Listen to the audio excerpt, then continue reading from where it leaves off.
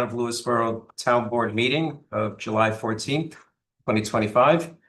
For those in the room, there's an exit at the front of the building and there's an exit to the rear of the building. And please join me in the Pledge of Allegiance.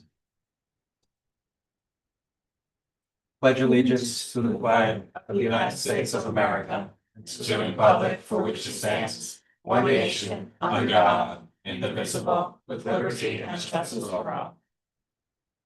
Okay, we're going to start with the public hearing on the first one. The first one on the local law amending chapter 220 of the Code of the Town of Lewisboro for zoning for private helipads. And before we open up the hearing, I just want to read. This is from Westchester Planning. We had referred the amendment to them for their comments. So I'll read this. Should you read it into the record for the public hearing? I guess I could.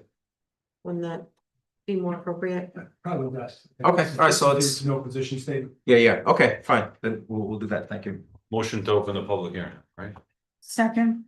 Discussion? All in favor? Aye. Okay, so the public hearing is open. So once again, we have a referral review that was performed by Westchester County Planning with respect to the private helipad zoning text amendment. So I'll read that to everyone. The Westchester County Planning Board has received a proposed local law to amend the Town of Lewisboro zoning code regarding private helipads. The proposed amendments would reinforce that airfields within the town are prohibited, except for the proposed allowance of private helipads. Private helipads would be permitted under special permit only for use by helicopters or electric vertical takeoff and landing vehicles. Helipads would only be permitted within the R4A, one family residence district, and only on properties over 50 acres with a setback of 500 feet from the property boundaries. Specific aircraft usage, operational standards, noise constraints, maintenance regulations, and application requirements would be included. We have reviewed this matter under the provisions of section 239 L, M, and N of the General Municipal Law and section 277.61 of the County Administrative Code and find it to be a matter for local determination in accordance with the town's planning and zoning policies. Please inform us of the town's decision so that we can make it a part of the record. Okay, so anyone here would like to speak regarding this zoning amendment? How about on Zoom? There is no one. I have a question. Oh, there is someone. Okay. Carol Cernak, I'm asking you to unmute.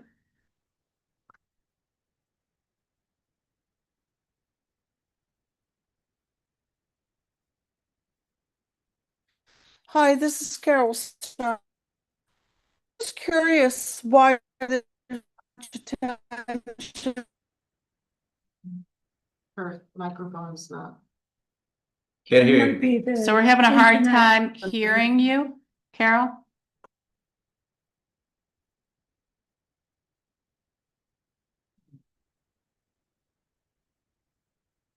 We still can't hear you. Do you want to maybe try and sign off and sign back on?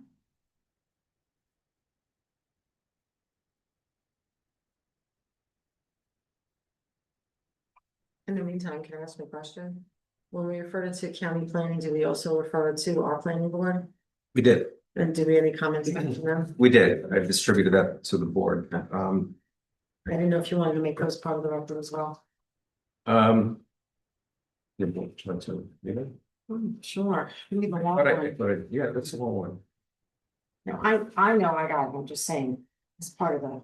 Mhm. Okay, so dear Supervisor Gonzalez and members of the town board, I write on behalf of the planning board in response to the town board's referral of a proposed zoning code amendment regulating the placement and use of private helipads within the town of Lewisboro.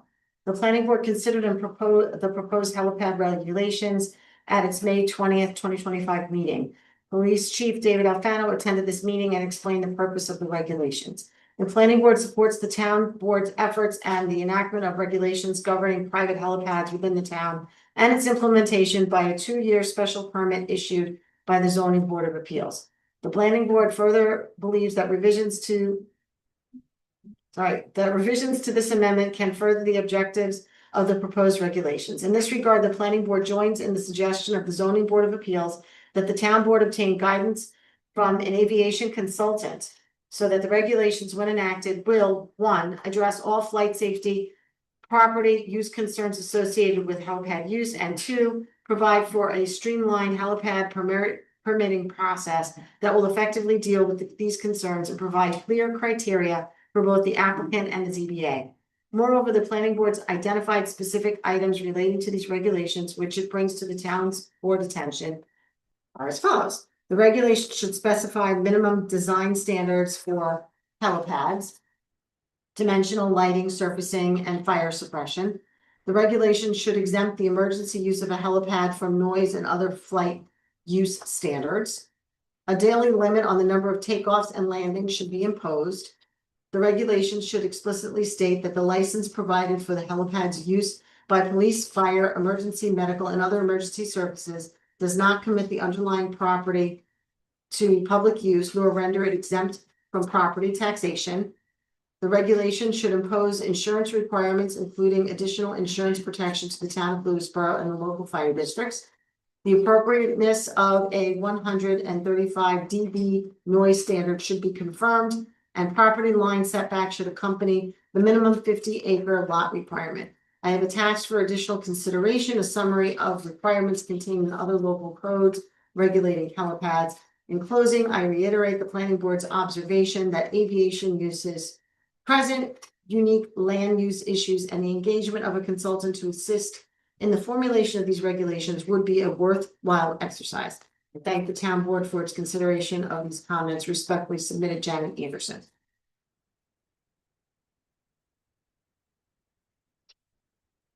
Is Carol back on? She is not. And no one else. Anyone else for public comment on the helipad zoning? Simone O'Connor, I'm asking you to unmute. I don't have a lot to say, but I certainly don't mind if it's for police or emergency use, but how many people want helipads on their property? And, you know, we're walking around with reusable bags, which are annoying in my vehicle. And are we taking into consideration helicopters and how many are going to be flying around and all of that usage for the environment that we all care about? This kind of threw me. I thought this was just for emergency use. So I hope that we really think about this. Thank you. Thank you, Simone.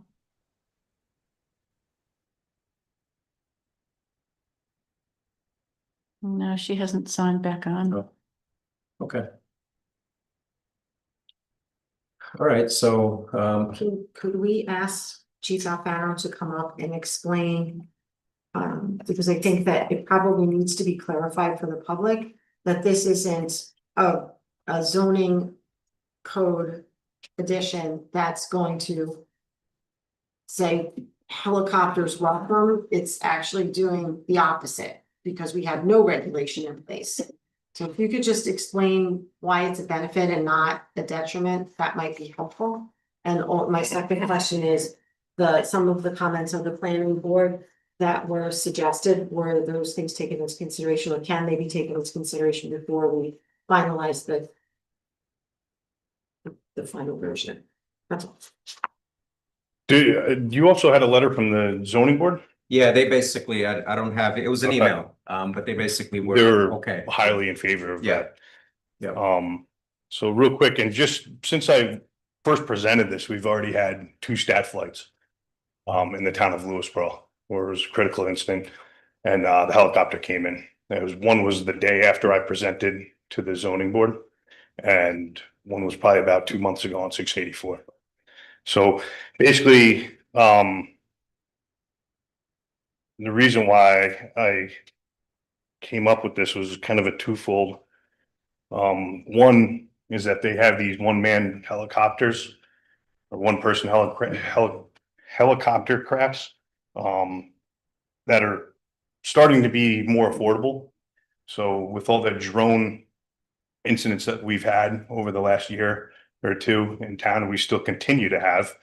Now having, one person electrical and or gas operated drones that last about 20 minutes or so buzzing around town with no limitation. This was one of the reasons to create some sort of limitation, giving it that if you have 50 acres or more, that you may qualify for something like this. It would have to be approved through the zoning board as a special permit use only. There are, yes, Just a question on the 50 acre, how many parcels? I know you did research on that. I believe off the top of my head, there is 11. Just by going through some of it with the tax assessor. So I have it here. 1, 2, 3. 11. However, some of it, some people have, 5 acres here and an LLC and another lot next to it could be 10 and another lot being 10, which all could add up to 50.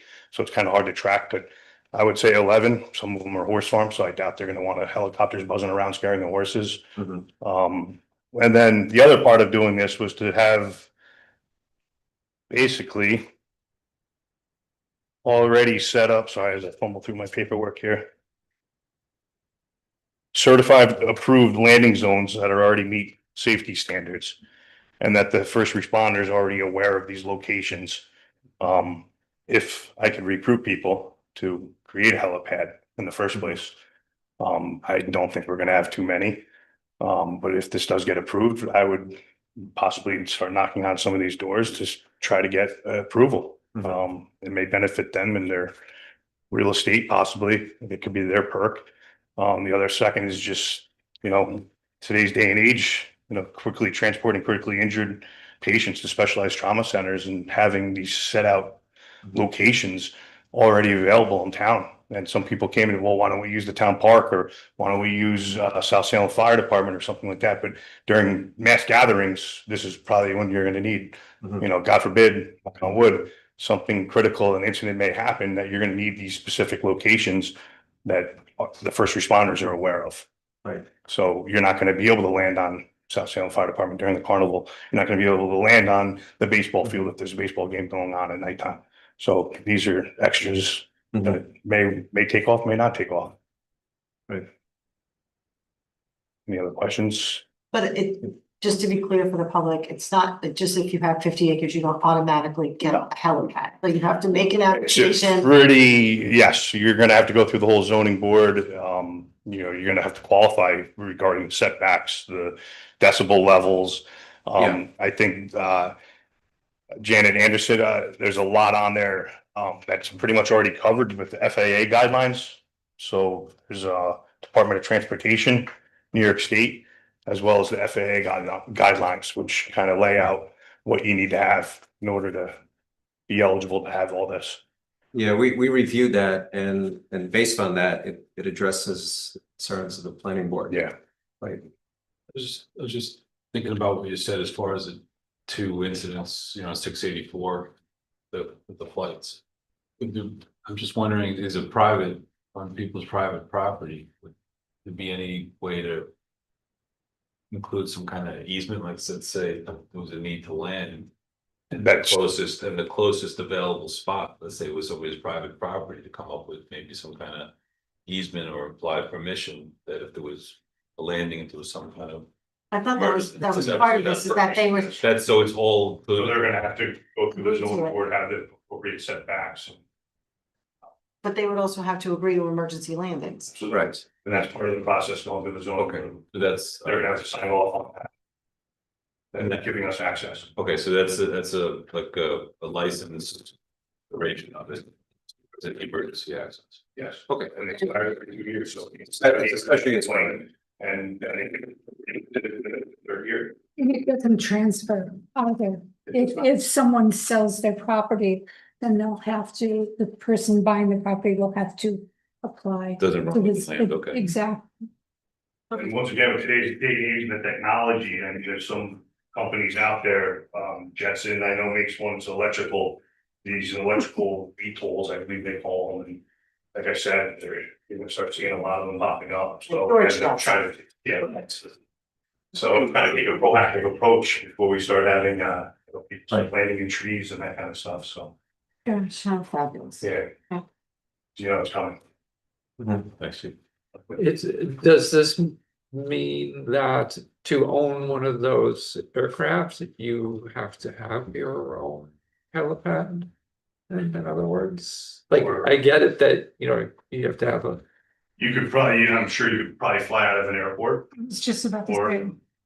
maybe get permission from somebody that does have 50 acres or more than. but if someone flies out of their driveway today, No, and the scary thing is that you don't even need pilot's license for this. So now you have inexperienced people that are going out. So this doesn't yet address that kind of situation. Not that that's imminent, but This does address it, so it bans people that have these one person helicopters in the town of Lewisboro. It does. Be able to just fly out of their backyard unless they meet certain criteria. You'd have to rent a hangar okay. at airports. Very good. Motion to close. Second. Discussion, all in favor? Aye. Thank you, chief. Thanks, chief. Thank Thank you. So Carol did try to sign back on, but She's still- apparently she couldn't, so. Okay. She's The not. weather must be a real issue. Yeah, Can she text someone the question? well, it's a public hearing, so, Um, which we just closed. Okay, so, can I have a motion to adopt All right. Secret type 2, secret type 2? then they're adopt. Okay, so first, Motion to. motion to adopt No, under secret. motion to first that- thing- Motion to make a determination that the action is type 2 under secret. That's one. Okay. Get a second? So moved as stated by council. Yes, second, discussion, all in favor? Aye. To adopt it as noticed and published. Yes, so I'll go ahead and motion to adopt chapter 220 of the code of the town of Lewisboro. As As the noticed. private helipad zoning as well, Noticed and published. noticed and published. Second. second. Discussion, all in favor? Aye. Aye. Okay, great. Two. Okay. Okay. No. No. Okay, second public hearing is the local law amending chapter 212 of the code of the town of Lewisboro, vehicle and traffic yield intersections. So this is specific to, in Wild Oaks, there is a rotary that is lacking signage.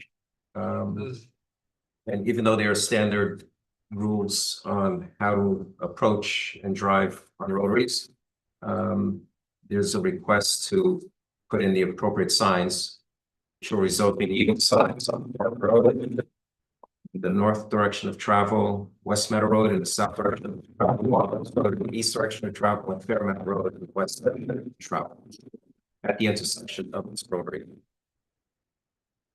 So I'll go ahead and motion to open the public hearing. Second. Discussion, all in favor? Aye. Anyone here like to speak? Zoom? Nope. Okay, I'll just make having lived in the neighborhood for 27 years. It's, but the neighborhood. So it is a bit of an issue, as I've observed over time. My kids are older, not at the bus stop for a lot of years, but seems to be a recurrent issue, and just know it is something that comes within the purview of the vehicle and traffic law. But the things in New York, like yielding to pedestrians within a crosswalk, and the amount of times I've almost gotten hit and killed and near my office, it's too many to count. So since we have children there, since it's something that's a potential safety assist without any cost, I think it's a good idea for the health, safety, and welfare of the community.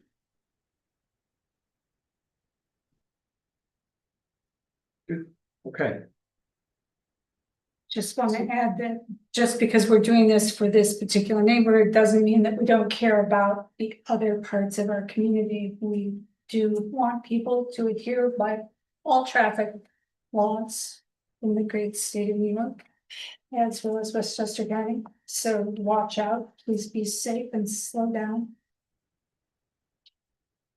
Thank you.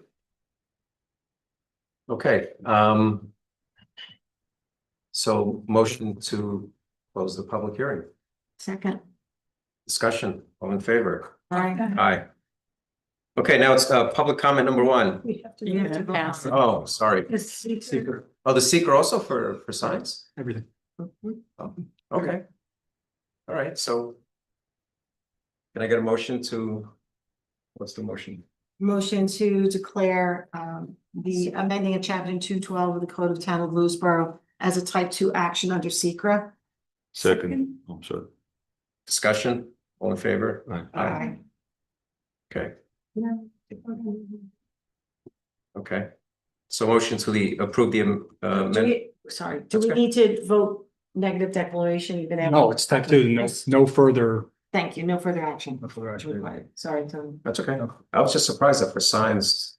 Any- there's Any environmental- zoning. Everything In is zoning. secrets everywhere. Okay, Technically everything you do. And you don't, type 2 means you don't have to take any further steps. right, But whenever there's legislation, I like to either have a Yeah. negative deck or a type 2, as the case may be. Okay. So somebody challenges it, made the determination. right, okay. All right, So you made a So motion to moved. pass. yes, Who's second? second, I'll second. discussion. All in favor? Aye. Okay, now we'll go to public comment number one. Anyone here would like to come up and speak? Speak on anything? Yeah, public comment one is on anything, that's correct.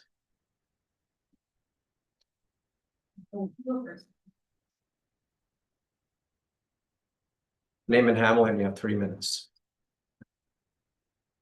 My name is Karen Conti and I am. Sam. I wanted to. Commend the town for working so hard to find us a new and very suitable building for us to move into within the not too distant future. It's about time. So many of our town offices are kind of subpar, like the police department, where they live in temporary quarters that were originally temporary quarters for the elementary school. And, I think that this building that we've been talking about is going to meet our needs and then maybe future needs as well. So thank you, Ed, and you were part of the task force. Thank you. Karen, could you speak closer into the mic? I was just, thank you. Does that come off my time? But I was really disappointed last week when I watched the recording that the financing for this building fell through. And because one of the board members voted to not finance the building with a ban of bond anticipation note. And from my understanding, and going back to my background as a banker, any financial advisor would advise or can admonish a community to finance whatever they need to purchase in the most cost-effective way. There's also a manner that wouldn't affect us going into the future, where if we take $2.2 million out of our fund balance, that's has potential to impact our AA+ rating, making borrowing more expensive.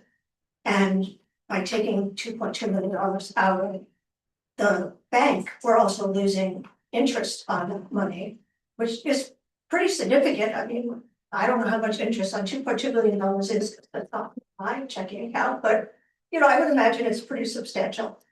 And so I'd like to, just again, on behalf of my husband and I, to express profound disappointment that we're going to jeopardize the financial future and stability of our town because we can't pass the more appropriate method of financing this building. Thank you. Anyone else like to come out?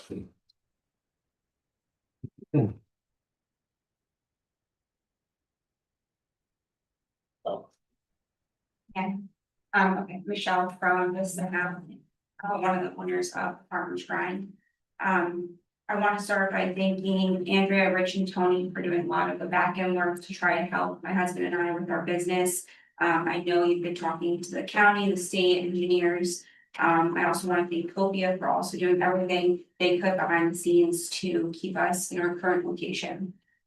Everybody knows, my husband and I went public on social media about our closure, which is gonna be August 17th, and it was a difficult decision for us, but we felt like we had to pivot our business due to all the factors and everything we've been going through and dealing with the county, like I mentioned at the last meeting, and we already started investing our energy into this new business model. So I want to revisit our conversation about having our coffee trailer at Vista Park and operating at the park. We want to remain in our hamlet and serve the community as best we can, even if it's on a smaller scale. There's so many homes, there's so many families, just in that little area alone that feel safe to come up to us. They're devastated. I know that a lot of people, a lot of our customers have been sending letters and emails. And they count on us and we owe it to them to stay there. So we would really want to revisit leasing parking spaces and being able to operate and serve the community out of the park. And I would like this to be added as an agenda item to have this discussion if possible. Thank you. Anybody else like to speak? Oh, how about on Zoom? Yes. Oh, wait, no, I'm sorry. Oh, sorry, Jeff. Good evening, everybody. I'm Jen Cipriano from Vista. While I implore you to try and do what you can to save Farmers Grind, and I know you all have been working hard to do that, so thank you. We really appreciate it so much.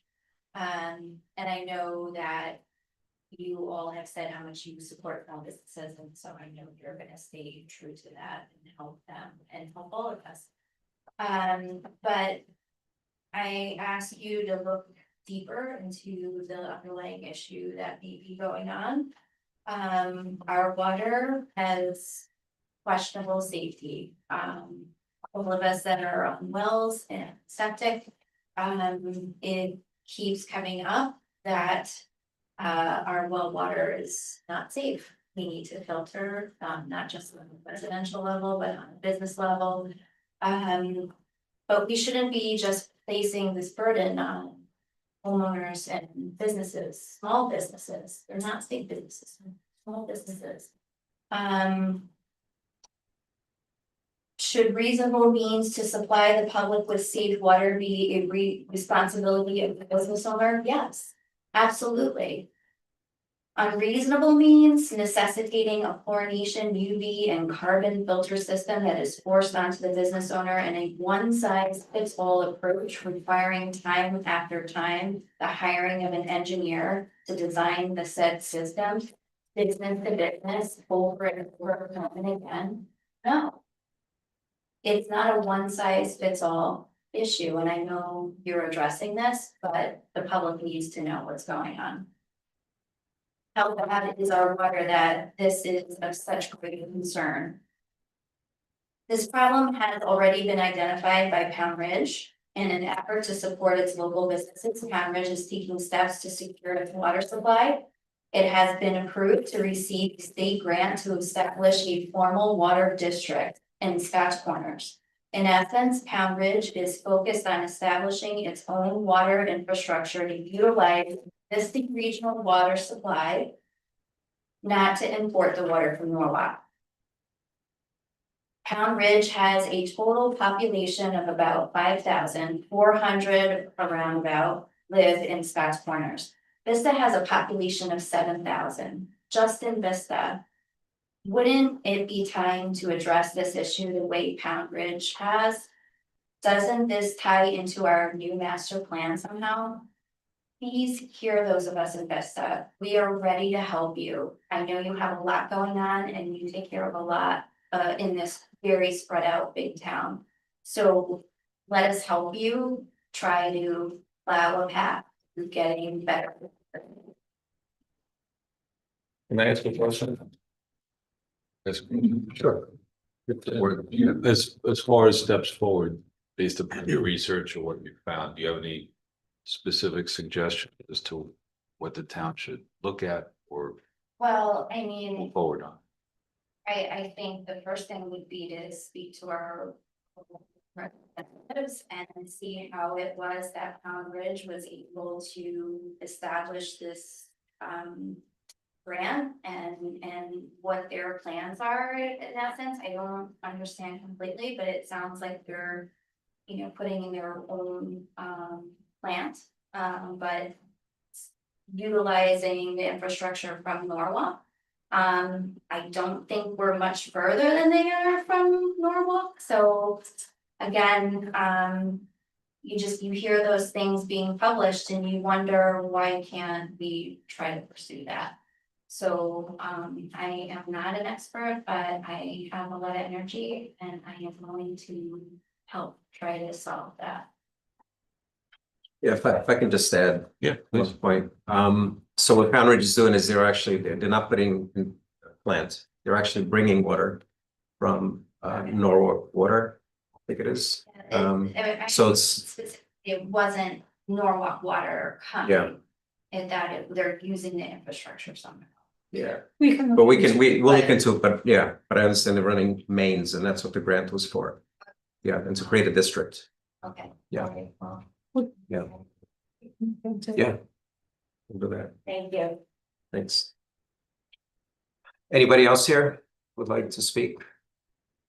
How about on Zoom?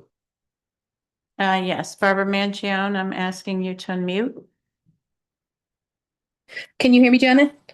Yes, we can. Thank you very much. I just wanted to discuss something that's coming up on the agenda a little later on tonight, which is a discussion regarding the commercial vehicle exclusion for Mead Street and Oskalita Road. It has become apparent in the last couple of months that more and more people are becoming vocal about traffic issues on their roads. We've heard from, not Schoolhouse Road, that was last year, actually. The Colony, Wild Oaks again, and I believe Ridgefield Avenue. As I have mentioned before, this has been an issue of mine since 2 years after I moved up here, which is 30 years ago.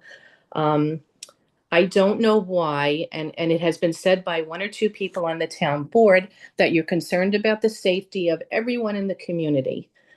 Taking roads and putting no through traffic signs or no commercial traffic signs is not in the best interest of the entire community. You are moving the problems to other roads. Mead Street is a very wide road. It does not have a ton of houses on it. Come to any other area, any other street, especially in Golden's Bridge, or maybe Main Street on South Salem, and you will see real traffic problems. You will see narrow roads with no shoulders, with speeding cars, people speeding off of 684. So to say that Mead Street needs no commercial vehicles, that is one of the original connector roads in Lewisboro, if you look at the original master plan. I tried to get a copy of the collector roads, but I was told that it wasn't available. I do know that Mead Street was on the master plan as a collector road in 1985.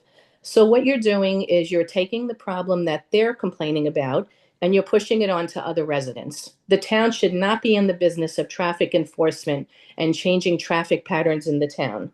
You're making other residents' areas much more dangerous. You're putting traffic on other roads, which are just as incapable of handling it. If you say nothing on Mead Street or no trucks, they're going to go on Chapel, which is even more narrow and more dangerous. And you're creating very little elitist pockets of areas in the town by doing that. So I would hope when you get to that you decide that this is not something you should be in the business of doing. Rather, we should be evaluating the situation and trying to come up with something that helps the whole community, not taking the problem from one area and giving it to a bunch of other residents. And also, I don't know why Oskalita Road is on that, because they don't even have an outlet. And I'm just wondering if it's because we have famous residents over there. Thank you very much. All right, thank you, Barbara.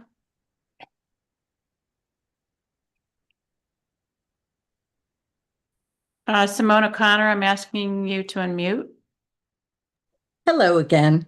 I now understand the helipad thing. Thanks.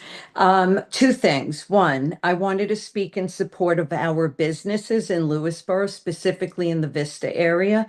Farmers Grind is the latest to take a hit from the county due to the water issues we have. Although the state has less stringent requirements, the county does not. Interesting, though, because of how long the residents of Oak Ridge have dealt with harmful water and zero concern from the county. And yet here they are coming after a small business because that clearly makes sense. I know that Farmers Grind's trying to pivot into a mobile cart and will need the help of our town board to help see them through. I'm hoping the board helps them because it seems that the county will ensure that if they have their way, every little mom and pop shop like Copia, like Farmers Grind will cease to exist with their cumbersome and costly regulations. I also want to thank and commend Rich, Tony, and most especially Andrea Rendo for taking all of our calls whenever we need to help with this issue and being there for us and getting involved. Little disappointed with our only Vista council person who has been basically unheard from. Let's support the Farmers Grind in their next incarnation and continue to support our small businesses in Lewisboro. And for us in Vista, we remain Vista strong. Secondly, Julia Hadlock was president of the school board, the town's landlord. The town is being evicted, and this was known for almost a year.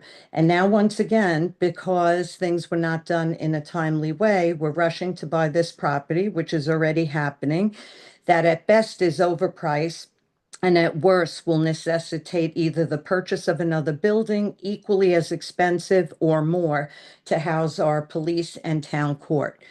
What I'm not understanding is that the comptroller in April said that the fund balance was high. I think it was 6.5 million, not sure. And in July, after signing the contract for 2.2 million, all of a sudden the credit rating's going to go down too low, so we have to borrow. So there's a big disconnect I have with this. How are we flush and high in April and forced to borrow 3 months later because our credit rating's going to go down too low? I'd love an explanation. Anyway, thank you again for everyone's help. I appreciate it. Thank you, Simone.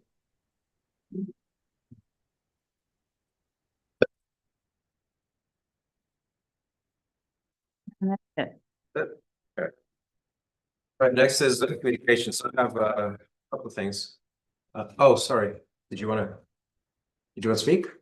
Oh, okay, sorry.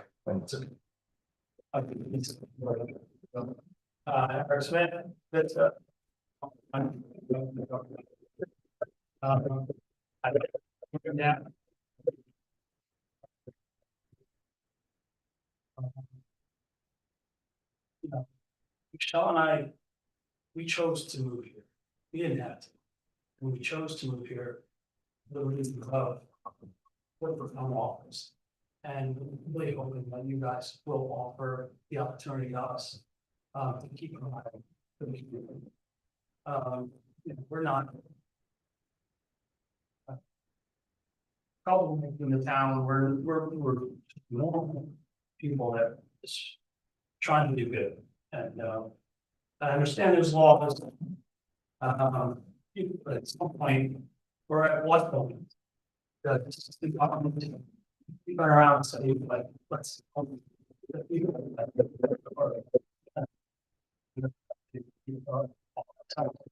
all live together. That's really all that's the point. So you guys find a way, figure out a way where we can remain in business and thank you. Thanks. There is one more person. One more, okay. Whoever the Zoom user is, could you please state your full name?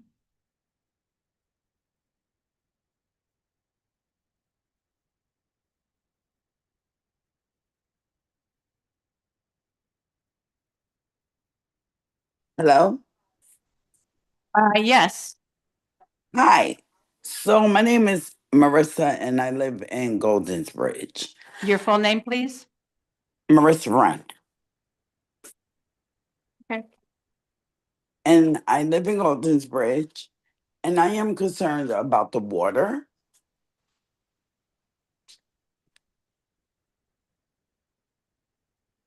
And lights.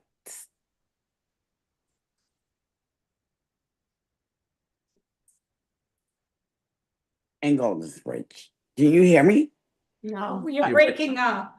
Oh, I'm sorry. Can you hear me now? Yes. Yes, we can. Okay, great. Sorry about that. So I am concerned about the water supply for Golden's Bridge area and the light structure. There's no lights really on Golden's Bridge. And I'm concerned on who do we talk to about this and what can happen.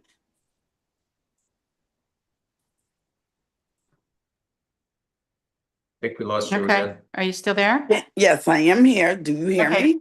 Yes, we do. It's They can't probably- answer. You simply are making a public comment at this point. Correct. I would like for the public comment to check on the water supply and the light structure for Golden's Bridge. Okay, and is that it? Yes. Okay, Marissa. Thank Thank you. you. Thank you. so much.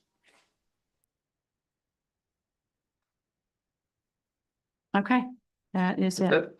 Okay, all right, now, communication, so I have a couple items. First is the PFAS settlement.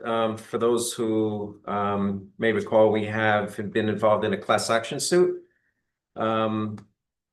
With regards to, PFAS in the water, that is being supplied to, it's the well water, that is being used and being treated at the Oak Ridge Water Plant. And again, the water leaving the plant to the residents is within the New York State limits and guidelines for PFAS levels, but there are certain wells that exceed the New York State level. So because of that, we're putting in an expansion to the plant that's going to include another level of treatment called granular activated carbon. But as a result of that, the companies that are responsible for the production of this chemical product, in this case, it's 3M, DuPont, and Tyco/BASF. From Tyco, there was a settlement. There's been a settlement for all three. But for Tyco, we did receive word that we're going to start receiving distribution of funds from that class action suit. So the first payment should be hitting our bank account, and it's going to go into the Oak Ridge Water District. And that should be hit soon for $39,000. And that is a partial payment of the total of approximate $238,000. So that's from 3M. And then we have the other two that we're waiting on. So That was 3M, not Tyco. that's this is for 3M, correct? Is it, first it sounded like you were saying Tyco. Yeah, Tyco's another one, and as is DuPont. So just wanted to share that just to give folks, especially the folks at Oak Ridge, an update on what's going on there. The second item is from FEMA. Remember Superstorm Sandy? How many years back?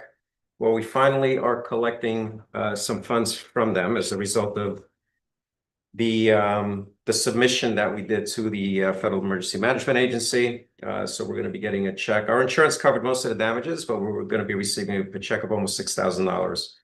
And on both of these issues, I'd like to give many thanks to Kerry Wolf, our Chief of Staff, for handling all the submission and the portal input that we had to work with. Wasn't always that easy, but she persevered. So thank you, Kerry.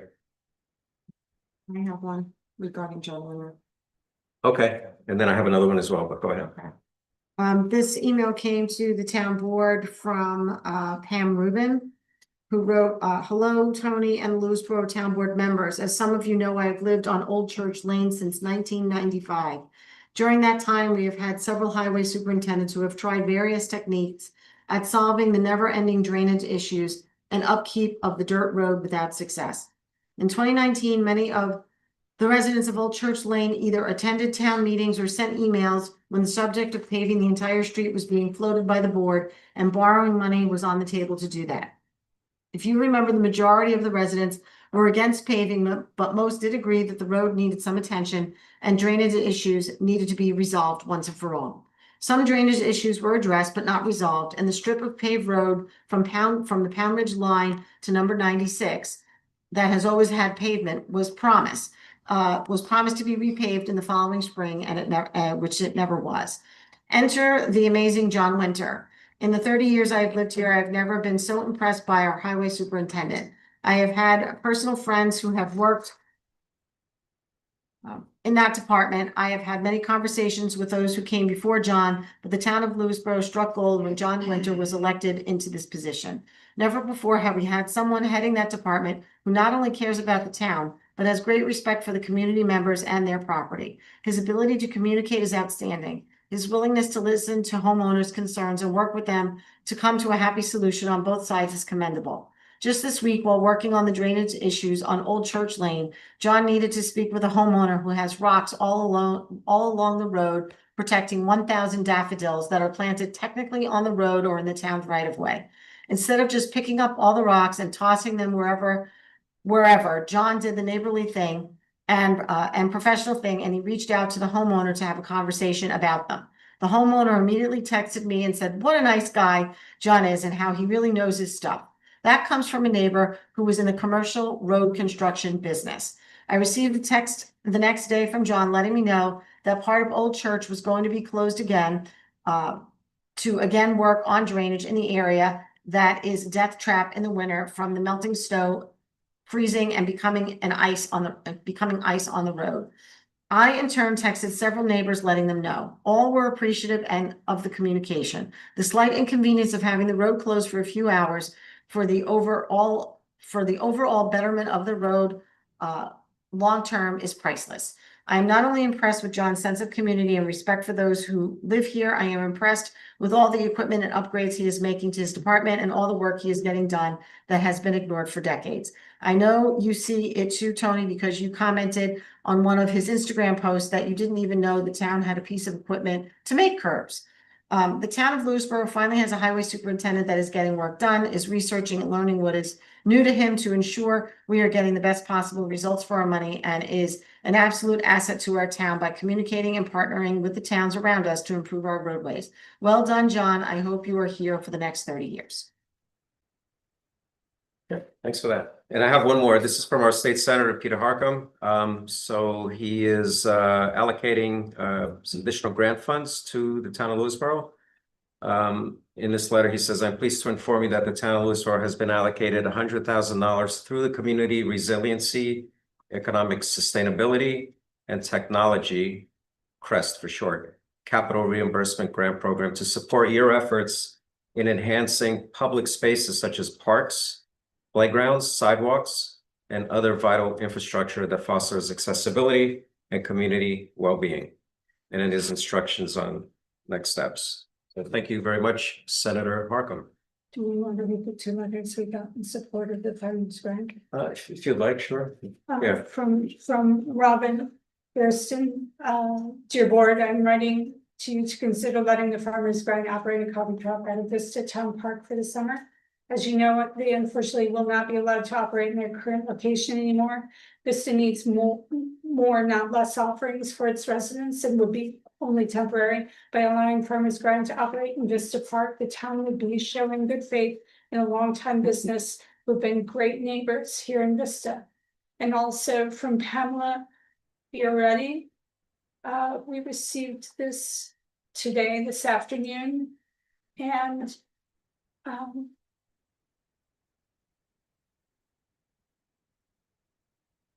here it is, my name. Oh, it's Pamela Tacon, a Lewisboro resident, writing a letter asking you to share to the board tonight. I've lived in Lewisboro since November of 2018, and the single greatest positive change within our community was the opening of the grind. Eric and Michelle Smith took our community and provided not only a space for coffee and a meal, but an opportunity to meet people in an area especially having young children, which does not afford those opportunities often. We struggle to understand the need now for a water filtration system after years of operations, but I can tell you there's a need for a continued space for our community to have a place to get together, grab a coffee, and meet new people without having to drive 25 minutes to Cross River. I've been a patron of the Farmers Grind since they first opened their doors, and I've watched the hours of dedication both in and out of the store. And there is no deserving couple more than the Smiths that should have a permanent location in the town that they have given so much to. Thank you for your consideration. Thanks, Mary. Okay, so next we have the consent agenda. So I'd like to go ahead and motion that we approve the consent agenda, which includes the minutes of June 23rd and the monthly reports from the building department and the police department. Discussion. All in favor? Aye. Okay, old business. So we're going to talk a little bit about town facilities and where we are. And one of the things that I wanted to do is review how we finance capital projects. There is confusion out there, right, with some of the comments.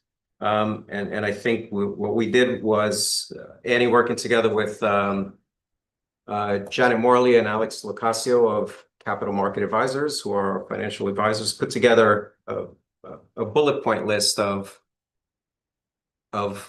borrowing using fund balance and then some data points specific to the town of Lewisboro. So what I'd like to do is put that up on the screen and do a screen share over Zoom. And I think, Sean, the screen is probably off, or is it on?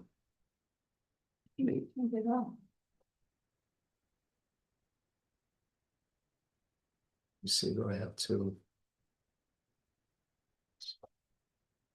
Behind you's Oh, it on. probably went to. Oh, It's it is. Okay, good. I- So let me. If I may, while Tony's on. Yeah, while I get Bring this this out. up. Just want to say we don't have to borrow. We are in a very lucky place in the town of Lewisboro that the fund balance is a very healthy balance that is meant to be used for capital purchases.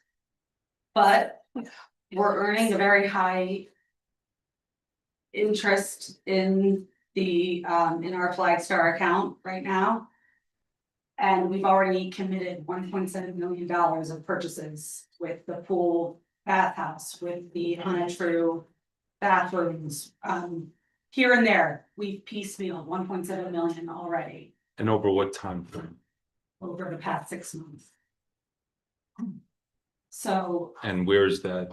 When, just so we can, since there's confusion, we can maybe do the math. So that 1.7 million over the last 6 months. 5, Okay, take out 1.7. right. Okay. And that's on here. That's one. Yeah, so that's one of Tony's slides here, Oh, but should I zoom? Well, also, Tony, you worked on those slides? These are provided by Janet Morley, the bullet points, and then, yeah, so and Janet then we added has some specific. CMA. Yeah, But so, anyway, I'm jumping ahead, but our point is, So that's 4.8, okay. right. So my hesitation with putting the fund balance is that that is a key metric of our rating with S&P. So that's when we go to borrow, we have such a high rating because of our fund balance and we have that fund balance because of our conservative budgeting and.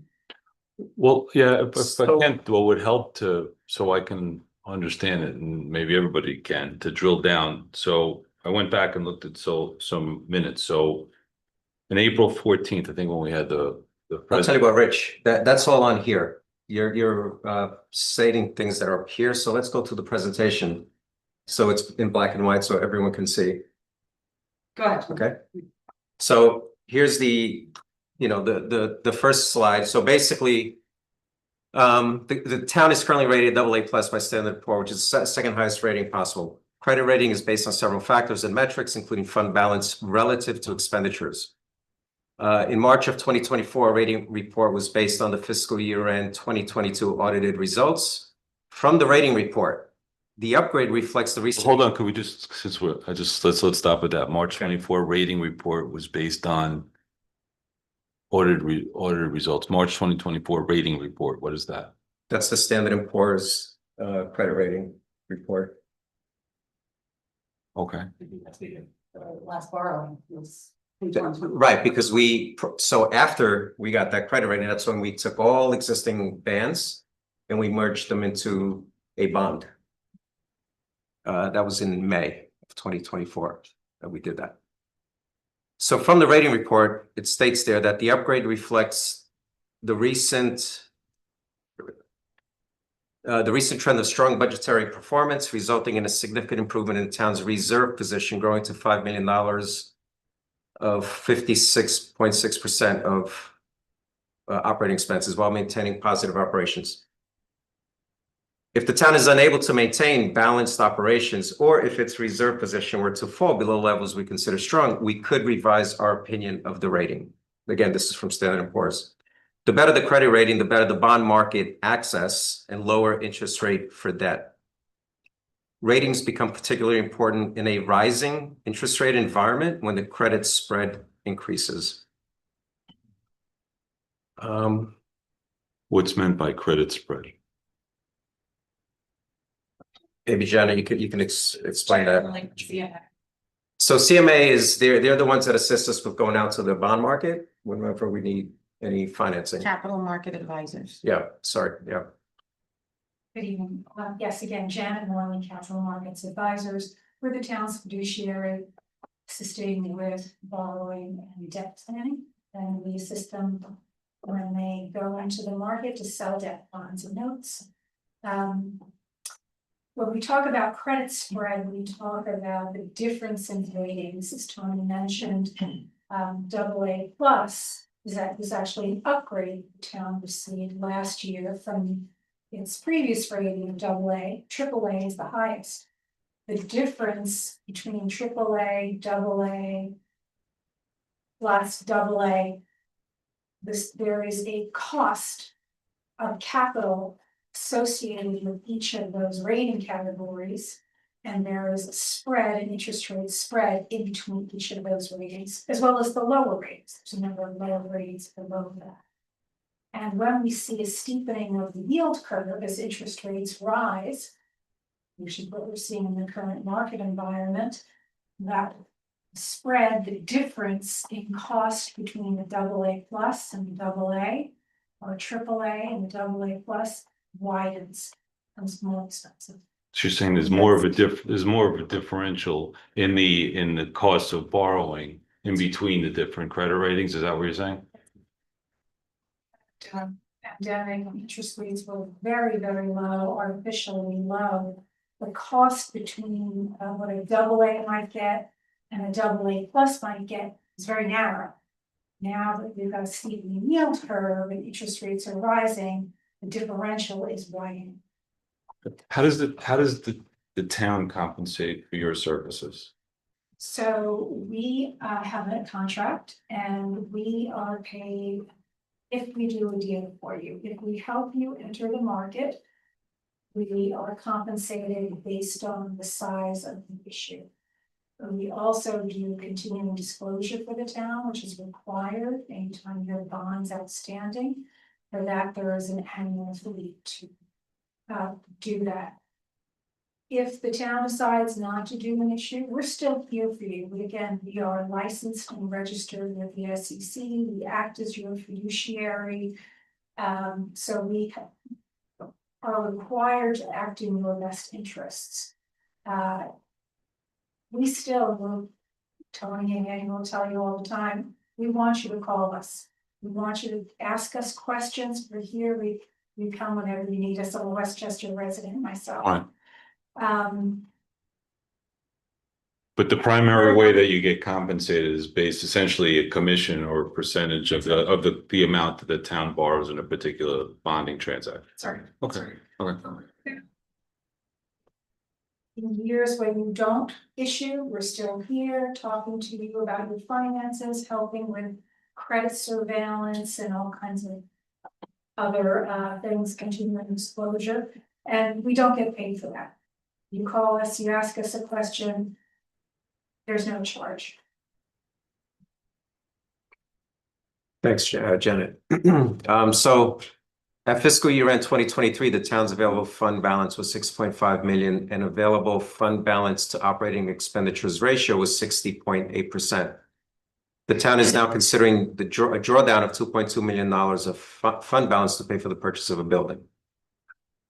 Assuming fund balance for fiscal year 2024 is still at 6.5 million, and we don't have the audited report yet, and operating expenditures are the same as fiscal year end 2023, a 2.2 million drawdown to 4.2 drawdown, the fund balance of $4.3 million would result in available fund balance to operating expenditures of 40.4%. Again, I just have to yeah. stop you there. It says a drawdown of 4.3, but we're already at 4.8. So if you take another 2 million. You'll see I have a table with all the numbers. We'll see that. Yeah, more to come. Okay. So there's a substantial decline in the ratio below the median for New York AA plus rated municipalities, which is currently 43%. So we want to try to stay there as much as possible.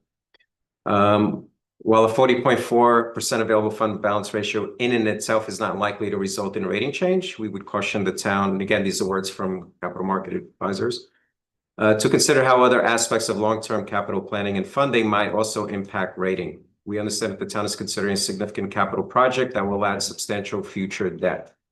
Depending on magnitude, significant additional debt and reduced fund balances in combination would certainly lead to rating downgrade and resultant increase in debt service costs for town residents. Wait, what was that again? Where was that? They were flipping. I'm trying to. Depending on magnitude, significant additional debt and reduced fund balances in combination could certainly lead to rating downgrade and resultant increase in debt service costs for the town residents. I don't know if I understand that sentence. So we're talking So if about. you're increasing the debt and at the same time you're reducing your fund balances, that combination would lead to a ratings downgrade. Right, but it's my understanding that And at increase this that point, you're service. considering either or. Correct. So, Okay. right, because our finances is fluid in terms of when we're spending money and where we're spending money. And this is why having the resolution in place gives us the flexibility to then decide, okay, how much do we really want to borrow versus. And in the generally accepted or the controller's practices in terms of the debt load for a municipality, we're nowhere near like running into bad territory on that, right? So I think what I'm reading from this is, we draw down on the surplus, on the Fund balance. that fund balance. That's something where we could hit a sort of change through that, but this additional 2 million in debt on the other side is not likely to throw us into a place where, oh, we've got too much debt. So there's If you don't mind, sort of folks at home can hear you. So credit ratings are based, S&P's credit ratings are based on a number of factors. Your wealth indicators, your financial performance. Do you produce structurally balanced budgets with break even or better bottom line? Fund balance is a category, debt, pension, OPEB is a category, and then financial management. And OPEB is Other than pension. the pension board. If I recall, these are factors that you listed back on April 14th when you were drawing the comparison, if I recall correctly, how the median of comparable municipalities was about 45%, but in Lewisboro, we were running about 60%. And that was I think April 14th, right? But to speak to the debt issue, so the state controller's office, there is a legal debt limit for all municipalities in New York State. It is exceptionally high level. No one ever gets to that level. It's almost an absurd level, quite frankly, for most municipalities. They couldn't issue that much debt if they wanted to. It's fairly easy for most municipalities to stay under that debt limit.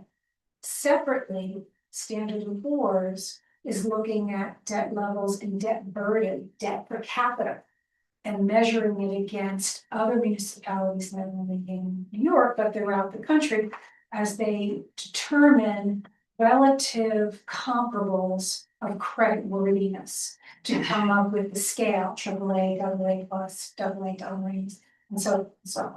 And investors use those ratings to determine willingness and ability to repay debt on time and in full. And that of course translates into market access and interest expense that a municipality might pay. So although the OSC has a debt limit, you can almost ignore it. You'll never get that high. It's not practical to get that high. You know, the burden to your taxpayers and their levies really what's dictating how much debt, and then of course how that factors into your borrowing costs when you go to issue debt for S&P. So I guess I was trying to sort of respond to Andrea's point a little bit, in as much as like, okay, you've got this 2.2 million, you're gonna use it, and you're either going to get at it through the surplus or through additional debt. Is one or the other have more or less impact? Debt, pension, and OPEB has the same weight in the metric as fund balance does, Okay. or Standard & Poor's. You certainly have room to use some of your fund balance. I'm not suggesting you don't. My understanding is the town may be considering additional debt beyond just this 2.2 million that could be significant. And my suggestion is, depending on what your longer term capital plan is and timing needs, you might want to consider having flexibility with respect to maintaining fund balance, some portion of fund balance above or around, at least above or around the median, if not more, to give yourself some time to consider what the longer term capital plan is, the timing of those needs, and how you might fund those needs. If those are going to significantly increase your debt, set aside the 2 million per minute. That's going to significantly So debt and your fund balance is going down, perhaps below that 40%. You're getting to a point where you might want to take a little pause and plot that out. And we can certainly help you run projections if we have some feedback onto what that capital plan is, projections as to what the cost of the debt is, how that factors into your outstanding debt. You do have debt falling off, layering it, timing it to try to minimize the impact for you. So there's things we can do, but I just want the board to understand that it's of course a balancing act, and you do have flexibility right now. You might want to take a longer term look beyond just this 2.2 and using fund balance today. So the sounder way to go from a financial planning standpoint is to contemplate and plan out your anticipated foreseeable expenditures referable to capital improvements that you may need, say, over the next year or 5 years, come up with a plan at the same time dealing with all those foreseeable expenses, and then find out the best way to finance it. So, and be as opposed to, you know. Good standing, just multi-year capital plan. You said 5 year? Multi-year. Okay. So doing things piecemeal and taking things one point at a time may serve to be adverse to the town's long-term financial interests if you're not contemplating all the foreseeable long-term expenditures. Would that be a fair statement? I think it's a more conservative, certainly, approach to have a longer term outlook with respect to debt planning and use of fund balance. And so if I might, I'm sorry. I have a question. So, for example, if the town was placed in a position where they needed to go into fund balance for this particular, some other $2.2 million capital project, based on certain time constraints, right? So you have to figure it out now, which is kind of the situation that we're in. And then 4 to 6 weeks from now, the town makes a decision about the additional expenditures that you're alluding to that may be shortly down the road, right? And we decide to bond then. Could we bond enough to pay ourselves back? You can. With the ban. If it is, you have to pass the resolution. The resolution to authorize issuing bans or bonds for the 2.2 million has to be in place before you use your fund balance or any portion thereof for the capital purchase. You could use your fund balance today. If you pass that resolution prior to expending those funds, then at a later date, you can issue bonds or notes to repay yourself some or all of it. It also does not have to be the full 2.2 million. The resolution gives you the ability, but it does not force you to issue bonds or notes. And it gives you the ability to issue up to 2.2 million. You could decide, the cost is 2.2 million. We're going to draw down our fund balance today for 2.2 million because there's an immediate need. A year from now, you could decide, you know what, we're comfortable with our capital plan, we know where we're going. We're going to issue bans or bonds to repay some portion of that 2.2 million that we expended. You could say we're going to issue bans for 1 million. But if we do it the other way, if we spend the fund balance before we pass the bond resolution, then we can't then use up. That's the key. But the That's what I wanted passing the to- resolution does not obligate you to issue bans or bonds. I think that's an important Yes, note. It I gives you the ability to issue some or all up to 2.2, and it gives you the ability to reimburse yourself later if you decide you wanted to do so. Okay. Well, that's predicated upon having the money to do so, right? I mean, we have to have the money to reimburse ourselves depending on how we make. I'm sorry. From a bond issue. Borrowed. You could issue bonds or notes in the future, take the proceeds and reimburse yourself for that capital expenditure. That's what we did in May with that bond issue. It was, we reimbursed ourselves. Municipalities, that they will issue resolutions, they have to get projects going, they have the financial wherewithal to go ahead and do that, and then enter the debt market at a later date and reimburse themselves. Very. So maybe if I move on to, because then we're gonna get into some real numbers. And we can discuss those. So the town has considered a resolution to permit issuance of bans or bonds for some or all of the current $2.2 million capital outlay, as was just discussed. A past resolution does not require bans or bonds to be issued, but allows the town flexibility to reimburse itself with bond proceeds if it uses fund balance for the approved capital project. A past resolution also does not require debt financing for the entire approved amount. The town has the option to finance a portion with the fund balance and portion with debt if it chooses. If a resolution is not passed prior to expending town funds, the ability to reimburse the capital outlay from later issuance is lost. Bans provide the greatest flexibility for repayment. Bans are issued for a maximum term of 1 year and are available for 5 years before having to either pay down in full or convert to a long-term bond. So you could have multiple bans for multiple projects, which then eventually you can combine into a bond, consolidate into a bond. Right. Bans, you keep rolling them over. Right, exactly. Same. Right. I have a legal question. Okay. Mr. Falchetti, for just an example, if the town board were to pass a bond resolution for what, $5 billion for argument's sake, and then when we decide how we want to, or whether or not we're going to expend those funds after the fact, do you still need a supermajority to expend the funds that we passed the bond resolution for, or is it by regular vote? Do you understand what I'm saying? I do. The supermajority is only on the borrowing resolution itself. In that model. Thank you. Right.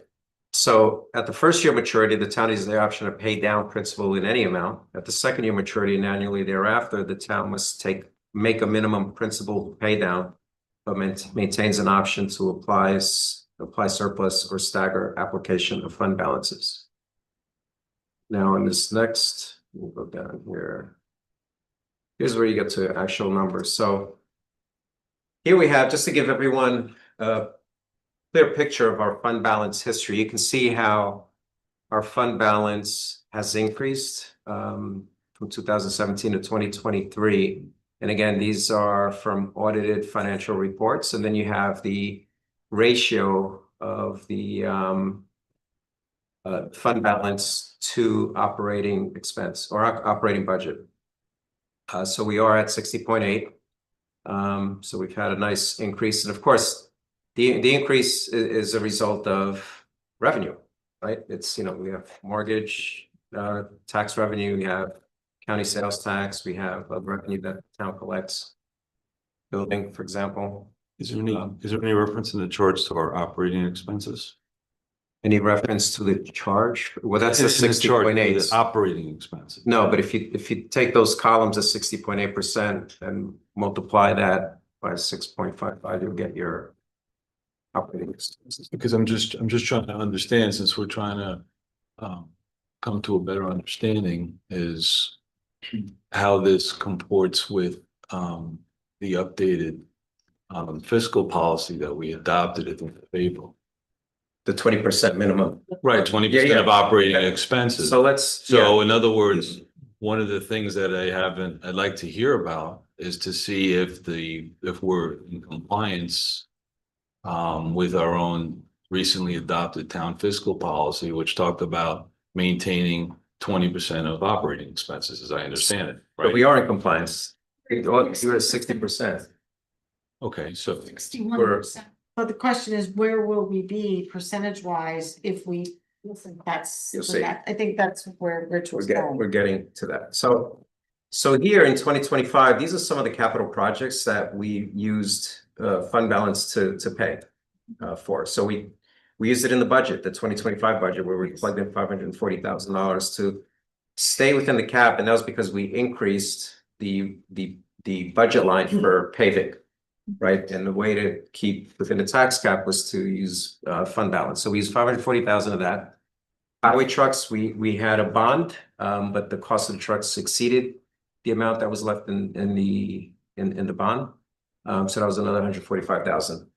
We had that additional $320,000 that we borrowed. It was a ban. If you recall, we mistakenly left that off of the budget. Right. So we ended up borrowing via a ban, and we paid that off. Yes. 320,000 for the True bathroom. It was 165,000. That's the latest project. The pool bathhouse, the town board approved allocating 570,000.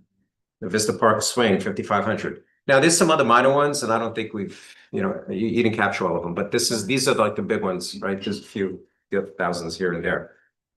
So to take that, the resulting fund balance, the ratio of the percentage becomes 44.81, right? So that's where using, and there's an asterisk, that's assuming we're using the 2024 fund balance of 6.7 million. So that's the unaudited, sorry. No, right, that's why it's estimated 2024. Remember, of 6.7 million. So we're estimating the fund balance, and we'll find out when we get the audit report, is going to be approximately 6.7 million. So the 2024 general fund expenses of 11 million. So that's the ratio that was used to, or the numbers that were used to calculate the ratio based on our current expenditures of fund balance. So we're now down to 44.81%. Now, this may change depending on the revenue, how we do for the remainder of the year, right? So if we have a, banner the last, the next 6 months, yeah, we're going to do better. But we don't know. We have a crystal ball. We don't know what the outcome's going to be. Now, if you tack on the property purchase amount, now you're down to 24.7. So now you're way below the New York State median for AA+ rated municipalities. And you are just above our minimum that we just approved in April, 20%. Well, we're, almost, we're. The policy we adopted, even spending, taking the money out of the fund balance. We're 4.7% above our own town fiscal policy of having 20% of operating expenses. So we're still almost 5% cushion above what we adopted at the end of April, right? Correct. But how does this, well, I guess I'll ask Janet, how does this impact our bond rating? If you don't mind. Sorry. So if we did this and now we're going, to the marketplace or. You know, S&P just granted this upgrade in March of 24. Yeah. And at the time, wasn't really expecting a lot of the capital expenditures. They expected the fund balance to stay fairly stable. Going down to 24.7% is a significant decline. They would certainly have questions, I believe, as to the cause of such a dramatic decline just 1 year later in the fund balance. Well, let me ask you. It is below, significantly below. Of course, there are AA plus rated credits that are below the 43%. But there's not significant. Well, let me ask you this. You were here on April 14th when we talked about the median, all those percentages. Sure. At the end of the month, what was put forward was an adoption of a town fiscal policy to ensure that we had a minimum of 20% of operating expenses. Is that a sound fiscal policy to have in play? It is, and it's very common. Okay, so It's that what I'm yes. hearing is a discrepancy here. On one hand, at the end of April, we adopted a town fiscal policy which said it's sound fiscal practice to have a minimum of 20% of operating expenses. And 10 days earlier, we had a discussion about how our fund balance was significantly above the median of comparable municipalities of where it was 45%, we were over 60. So I'm hearing two different things. I'm hearing on one hand that the 20% of operating expenses is sound fiscal policy at the end of April. And then 2 weeks earlier, we're talking about the 60% or 45% figure. So in other words, we have 60% at the middle of April was too high.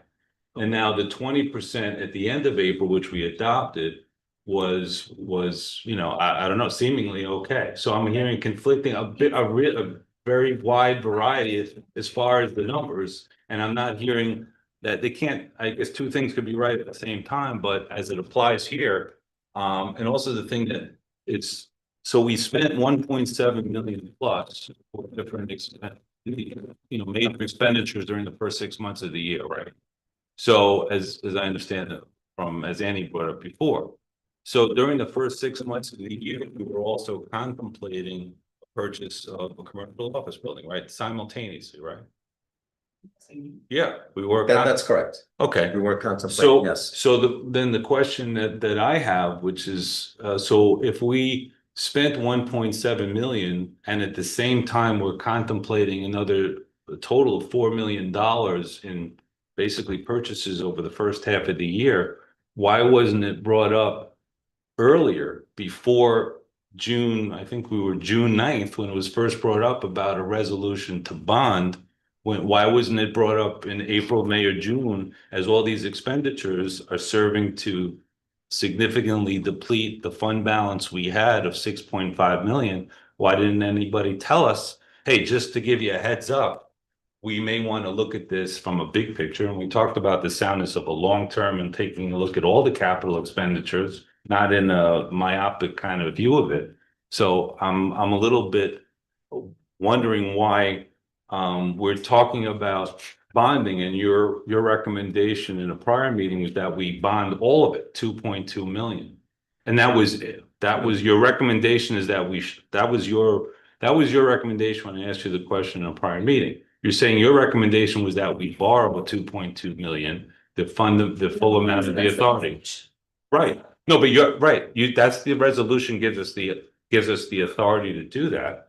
And then I asked you, what is your recommendation? I said, should we bond 250 or 500 or a million or something? He said, your recommendation in order to essentially be safe was to bond the full amount of two. Considering the 1.7 that we've already used, the fund balance of, yes, I'm more comfortable But borrowing. what I'm saying is, why didn't you let us know sometime in the first half of the year that we should have, for example? Rich, you were part of the meetings that approved all of these use of the fund balance. And You voted. for And this table was actually presented in April. It's in the minutes of the April Mhm. 14th meeting. Okay, so why wasn't there a discussion before? There was- Before June, as far No. as I'm asking the question. So why wasn't there a discussion before June about bonding for The it? discussion has always been, you pass a bonding resolution, and then it gives you the flexibility to bond or not, to borrow or not, right? We're 6 months into the year. We have another 6 months left. We don't know what the revenue is gonna look like. Is it possible that our revenues are gonna, skyrocket? And at that point, we can say, you know what? We have, or we could remain at 44%, depending on the remainder of the revenue that comes in for the remainder of the year. Or, the revenue may not come in, and then at that point, in December or January, when we go through our budget for 2026 and our capital planning for the year, we can say, you know what, we're gonna have to borrow the whole 2.2 million. But at that point, we can pay ourselves back.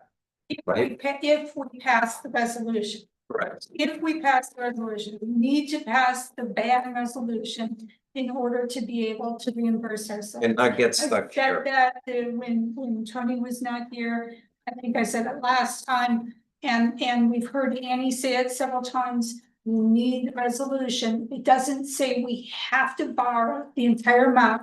It just gives us the opportunity to pay ourselves back if we need to pass the bill. Well, then I'll ask the question again. How much money do you believe that we need to borrow based upon our fiscal policy? Another time, Rich, but the fact of the matter is, if the resolution does not pass before we close on the building, we lose the opportunity to pay ourselves back anything. Well, then I'd like to know what your recommendation is based upon what we're hearing. Time, if the resolution does not pass for anything, then we pay ourselves back nothing, and the whole fund, then $2 million is gone out of the fund balance. Well, that's why I'd like to hear your recommendation I already as our told you. controller. So your recommendation is that we borrow all of it, right? No, my recommendation is that the bond resolution passes for $2 million, please, and then we have the option to. But in exercising that option, the next thing we have to do after basically authorizing up to the 2.225 million, which is the purchase price, Mhm. is making a decision of how much of that we're going to borrow, right? Be the next That's the step. next step. Right, and I'd like to know, is our controller, what are your recommendation as to what you think we're gonna need to borrow out of that amount of money? I asked the question before and you said all of it. Is your position No, same or I change? just think that your question wasn't that clear. Okay, well, That's sorry. But if it was- From if we the had- beginning. If we had to do it today, you would That's- probably be recommending borrow the My whole. recommendation is to Based on that. take $2.2 million out of If we the were fund doing balance. Yes, I would borrow. I would borrow the $2.2 million, even if we did a short-term ban. Because we have the high yield checking account that is earning the same amount of interest that we would pay back in a year anyway. So it's not any sort of burden to the taxpayers. We are going to earn an interest, but we would pay back in a year. So yes, I would recommend that we borrow the full amount, Rich. Now, if we have a banner year with all our revenue for the remainder of the year, From your mouth to God's ear. that could change, Right. right? But at least we have that flexibility to make that choice, right? As to that amount, Fiscally responsible. right? So, yeah, that's all I had. So,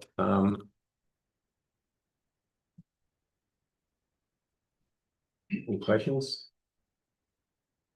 So that's the financial review. Yeah, so I would like to motion that we pass the ban as previously stated. Bond bond resolution. resolution, yeah, borrow resolution. we already had a vote on it.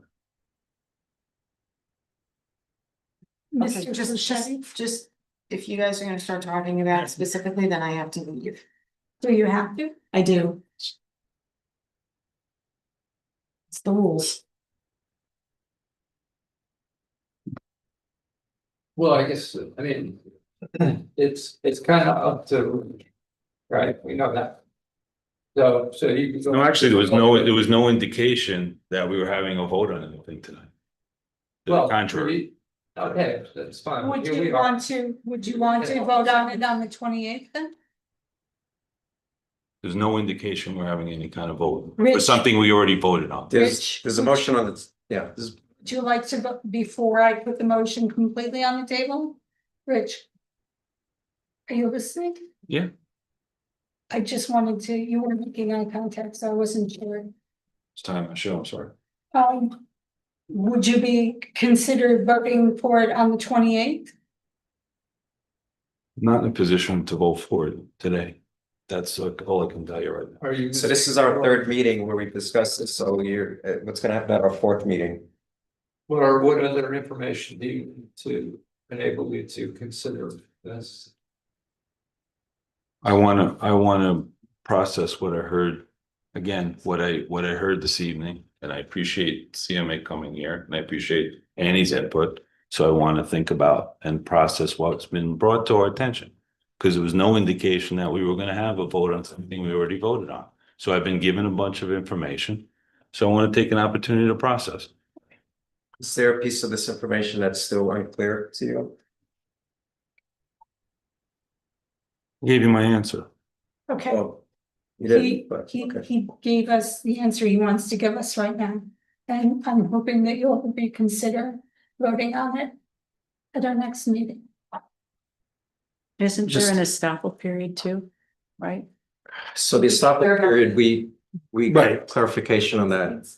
But the vote for the approval of the bond, of the issuance of the bonds, as long as that happens before you acquire title, the estoppel period can run behind it. I confirmed that with bond counsel last week.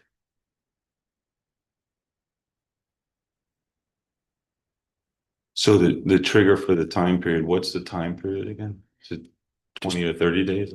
The estoppel period is 20 days from notice of publication, I believe. But the triggering period for your being able to pay yourself back, whatever you advance out of the undesignated fund balance, is the vote approving, presumably approving whatever borrowing you're considering. So we can close, If you approve the borrowing, we can you can close close. whenever. If you approve the borrowing, you're in a position to reimburse the Correct, fund balance for Right. what you took out. got it. Not clear.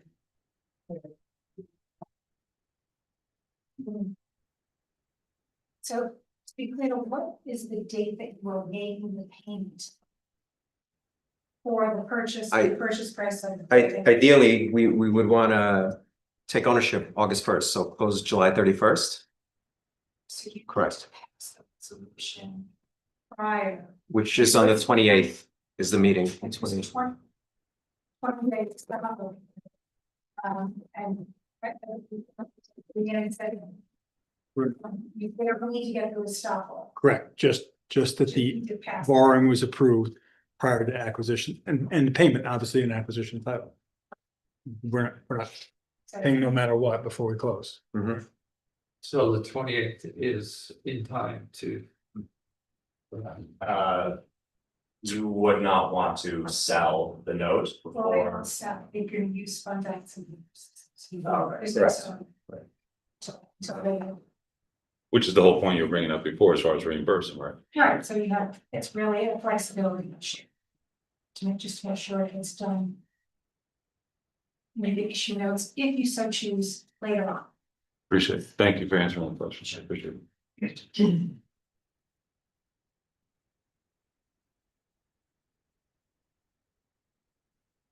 Okay, so I guess we'll give it another shot on the 28th. And again, just keep the taxpayers in mind. That's my oath. I Decision. do that every single day since I've been Okay. elected to this position. Right. All right, so let's move on here. You need to have Andrea join us again. Oh,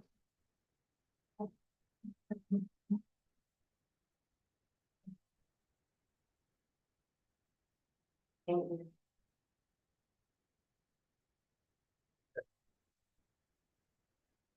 right, so that's the finance review. Potential next steps. We talked about, I know, Andrew, you recommended, maybe we do that as a work session. I missed the precursor to, I feel like coming in mid-conversation, so just fill me in on where we are and what you're asking me exactly. Oh, we finished the bond resolution thing. So Okay. Well, no, we Go ahead, you did explain. it till the next Okay. meeting.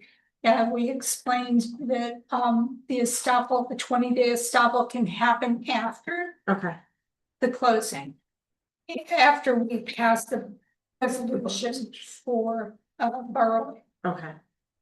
And we can borrow after the fact. It doesn't have to So, be yeah. immediately, Okay. so we have a little bit of time to make our decision as far as when to borrow, Okay. So now. but we Right, need so the to time- have the actually- ban passed before we close. Yeah, the bond resolution would have to, for example, at the next meeting on the 28th, we could close on the 31st, so we have a clean cut, first of the month, we start ownership. And then the estoppel period continues for the remaining 18 days or so. But Rich needs And time then- to process what we've just discussed. Yeah, and then in terms of borrowing, we have plenty of time. So Okay, so actually, what is the part you're asking me about that I Oh, can no. actually comment on? potential next steps in terms of, Work session. Oh, you had mentioned in Okay. that email, a work session, I had, Okay. because Rich wanted a plan, so the email, yes. so I put So together a a lot plan. of- A lot of what Annie had to offer tonight, and what our friends from Capital Markets had to offer tonight was the fact that they are aware that there may be another capital expenditure on the horizon. And based on the work that our task force did on the properties and opportunities that were available, there were recommendations made about a particular property for which we had asked for appraisals to be done back in May, but we just got them back.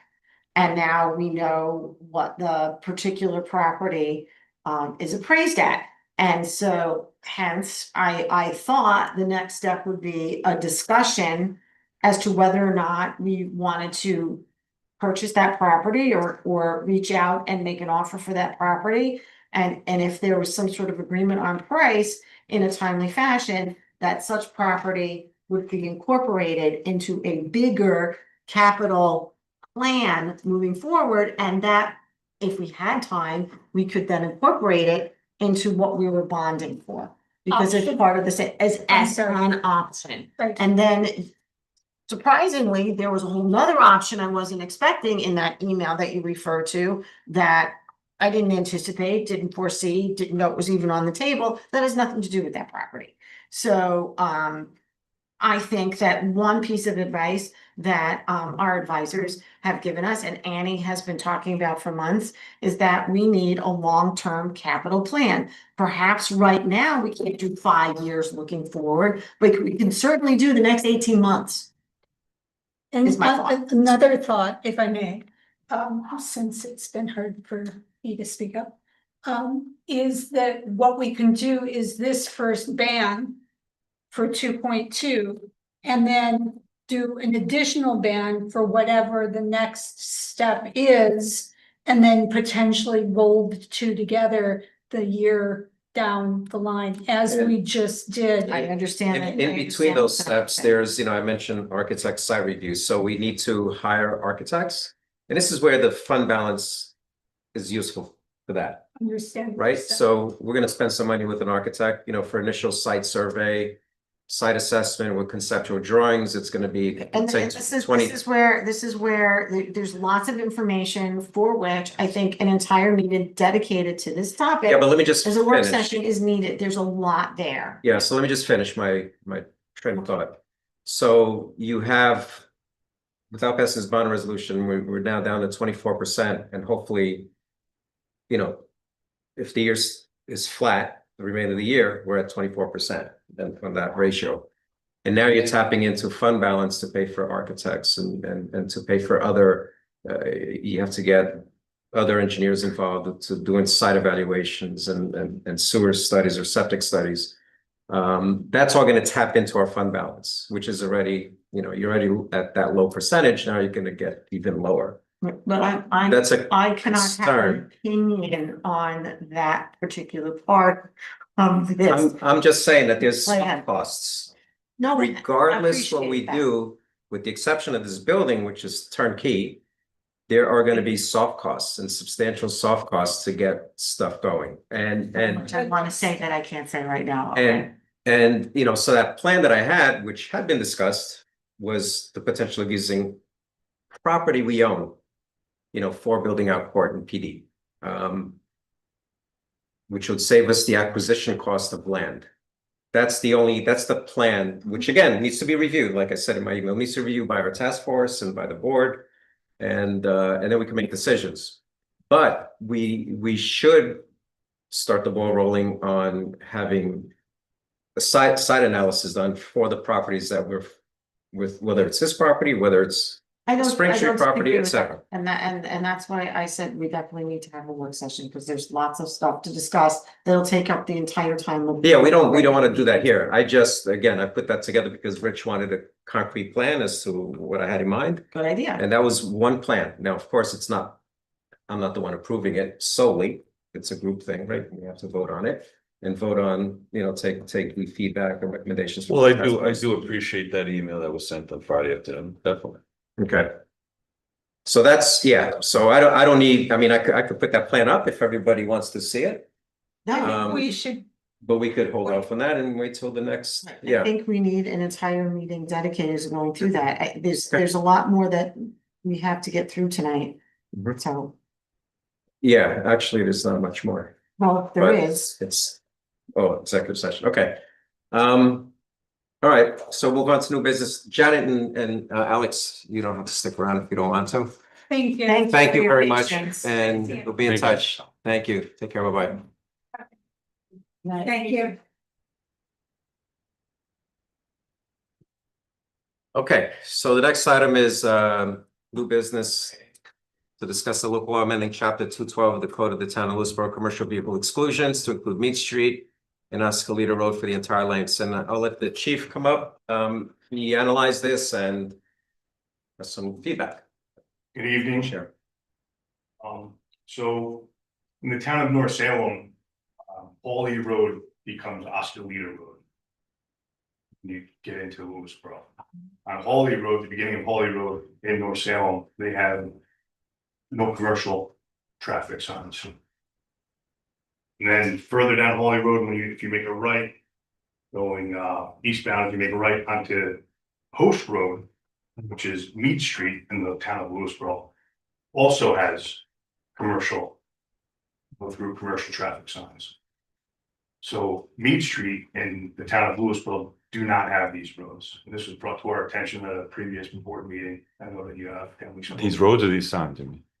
I'm sorry? These roads are these signs, I mean. These signs do not exist in the town of Lewisboro or in section, 212-28. I'm sorry, wrong section, I'm sorry. Chapter 212. Well, Yeah, it's the one before that. Section 212-27. Schedule 6. Hey. They only have listed in those. Chapel Road, which is listed, Leslie Fulman earlier saying there no, some roads weren't listed. Chapel Road, Kitchewan Road, Meadow Street, Old Bedford Road, Park Avenue, Litchfield Avenue, Schoolhouse Road, Spring Hill Lane, Todd Road, and West Road. These are already added into this section of law.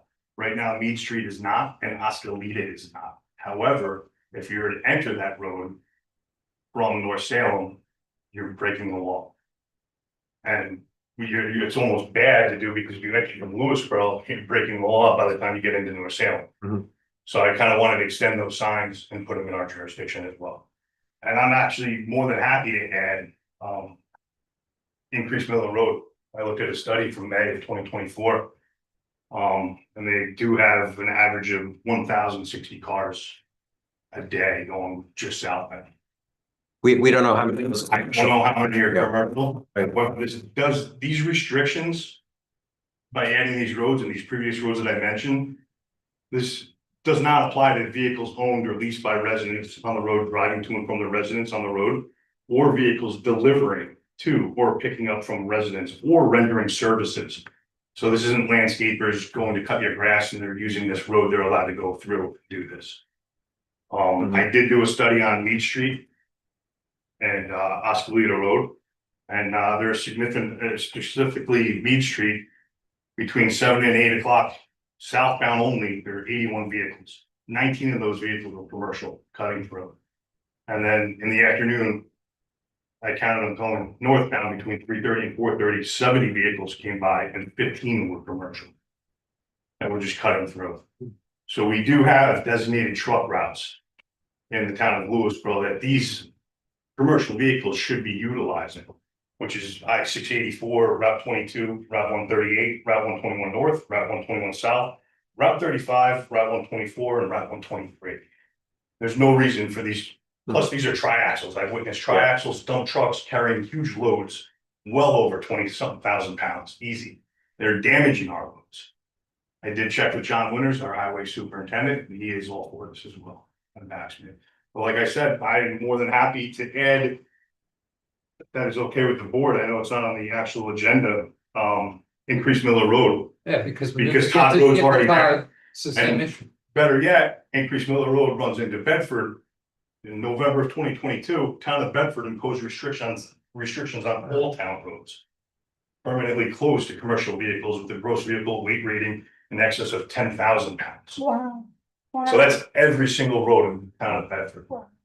So here I'm trying to just pick and choose the cut through roads. Does it make sense for us to do something similar? I don't think there's many roads left that are Well, kind of cut through. Yeah, To be honest with you, other than that's maybe true, Mountain yeah. Road and Main Street. Yeah, Mountain Road is another problematic. In Kitchener, we have a lot of commercial vehicles. And they come up with that. What roads are already listed? Karen, No, Karen, they, public comment, sorry. So I can make a motion to add to the agenda draft of the amendment to the. To include the streets as listed by the chief this evening. And again, this will give us the right to enforce these restrictions. Yeah, As we do have a commercial, you have a scale now, right? we have a commercial certified police officer. Right. And he just answered my question. Are there actually certified truck reps? so shall we table this to the next? No, I was asking that we asked like we did for this evening for the yield sign that we, how much time do we need? We need to draft it and we put it on next time just for, Well, we could draft the law Yeah. for next time and then set a public hearing. yes, Yeah. Not be a resolution now. no, just a direction to draft it. Perfect. And if there are other roads, chief, could you? I could look into it and I could follow up an email, but off the top of my head, I think the only thing is that I could possibly think of is, Spring Street, kind of, you're dealing with local business, which I wouldn't want to affect the people driving. You're gonna have an enforcement, you're gonna have an enforcement issue? I mean, you have the signs up, I mean, I historically, how it was compliance by just posting the sign. Once word gets out that they're getting commercial checkpoints on these roads, they learn pretty quick. It's a community, they have, just like Waze, tell you. A lot of these commercial drivers, these truck drivers have those apps and they all tell each other. And these are the big trucks that we're talking Those are, about, yeah, not our big landscapers. trucks. I don't want to affect our No. local landscapers. But again, these are local landscapers that are going to somebody's yard to cut grass on that road or off that road. They're exempt. This came up a few years ago. Is there any way to get any information to Waze so that we calibrates and is not gonna take This people should, I through mean, this? truck routes, if it's a sign that is, I would think that it would update. So Waze will update to include this information. So the short answer is yes, it can be reported. Someone has to do the reporting. But usually they do pick up and they do their monitoring and. As long as it's local law passed stating Yeah. exemption, so if you have a GPS for, if you're a truck driver Obviously, your GPS is gonna tell you not to get on Sawmill Parkway, the Hutch, et cetera, et cetera. They have GPSs built for that. That's actually an interesting, like, so when I go to Sawmill on that point, like, so when I'm going on the Sawmill in the morning and periodically, Westchester County Police and, however many times a week or month that they're stopping the commercial vehicles, that direct result in not having ways of checking something or who knows what, like, why does that keep happening? No, they have, a lot of the truck drivers have their own apps that specifically outline truck routes. That it's not a regular ways. Regular ways is just for, meant for cars in general. But there are specific apps and or versions that are specific to trucks. They don't all use them. Okay. And they're utilizing these roads that I just mentioned. Go east to west and north to south.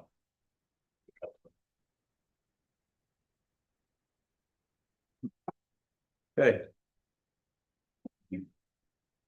thanks, Chief. Thank you very much. Okay, next we have resolutions to approve the annual renewal of the KLSC agreements and authorize supervisor to sign. There are three of them. We do this every year. Just about. Facilities use, salt and fuel, and bus rental. Facilities use is basically, just to give everyone a summary, it's basically we give the school access to our parks and they give us access to their facilities, and there's a list within the agreement. I have that here. Any significant changes to these agreements from your? No, it's just a renewal. What's the term? Until 2026. Yeah. Salt is till August 31st. Salt purchase. Facilities is till August 31st. And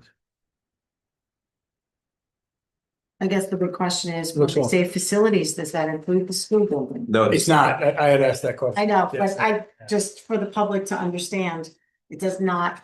So here's, This just to give you an idea, the facilities that we provide to them are Fox Valley Park, Town Park, and the various courts within. Ontario. And then they provide us with access to Katona Elementary School, different parts of it, cafeteria, gymnasium, fields, Increase Miller, Meadow Pond, and John Jay Middle and High School.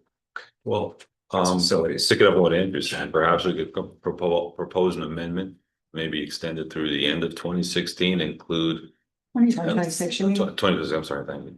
End of 2026 and include the facilities we're renting. The rental agreement. Yeah. That's what they were told us that they were gonna do back in 2023 when our rental agreement expired. And then we were told in 2024 that they would not do that. Can certainly try and go back to them and ask them for extension to 2026, but based on the meeting we just had. Yeah, I mean, they're not we gonna do have, I mean, this part is going through what, August of 2026, right? So why can't we try and at the minimum match it up, the time frame? Because they wanna have the school closed. July. Yeah, they want it done and closed.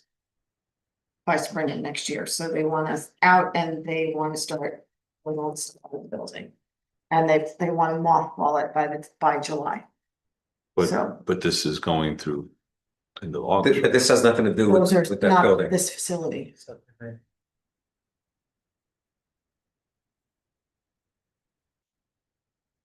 So There was I a guess- conversation and it resulted in, that can't happen. So do we vote on each? You wanna change the motion? Each one separately? You can vote on it together. All three together, yeah. Have the motion for it. So I move that we approve the supervisor to sign the 3 agreements with the school district for respectively facilities use, salt and fuel, and bus rental as presented. A second. Discussion? All in favor? Aye. And I could say aye, but No, you can't. Before we get to public comment number 2, Are you abstaining or are you, what do you? yeah, I'm gonna abstain, yeah, Okay, sorry. and everyone else was a yes?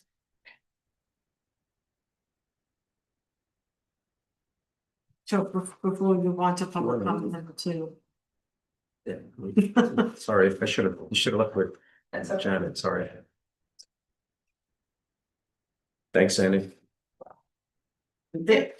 Yeah, there's just been a lot of interest in the farmer's grind and they were here to talk tonight. Okay. And, You're helpful. Oh, sorry. and Mr. Falchetti, correct me if I'm wrong. But it's my understanding that the only way that a food truck can do business in a town park is only through a few avenues, right? Like if we decided we wanted to grant them permission to sell coffee in the Vista Park, then we would also have to grant the same equal opportunity to anybody else under similar circumstances that wanted to sell something in the town. It can't be an exclusive right to sell coffee on town property. So we could do that, but that would open the door to us making, creating rules or regulations or some sort of application process to allow anybody who wanted to sell something like that on town property to do so. The other way to do it is to create a situation, I think that Dan mentioned in one of the meetings, similar to our concession stand at the pool, where we indicate that we have a need for whatever coffee and pastry at the town park, and we issue an RFP. Certainly done that at public facilities for users to have, access to the food or the drink or the like, so. Now, sorry. So, no, so, and then the last part is that, I mean, at the very least, we could rent them a parking space solely for the purpose of parking the vehicle and not selling coffee and just a place to store it, since they obviously can't keep it on their property because that violates town code. And I know that we've been working on other possible scenarios behind the scenes, other parking lots, et cetera, but they have voiced their desire to want to remain as close to their original storefront as possible for business reasons. And I understand that. So my question is there some way that we can outline what the potentials are to allow them to sell coffee at the town park, whether it's temporary? You mean Vista Park? The Vista Park, a town park, it would, and what that would look like.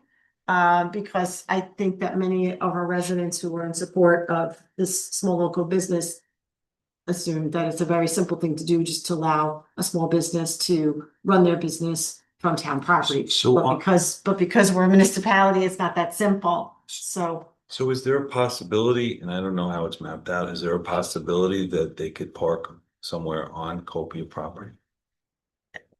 That's not our say. What's that? It's not for us to say. They're asking to use our property, the Vista Park. What agreement they can or cannot have between their landlord now, I don't know. It's my understanding there's no place for it there right now, so.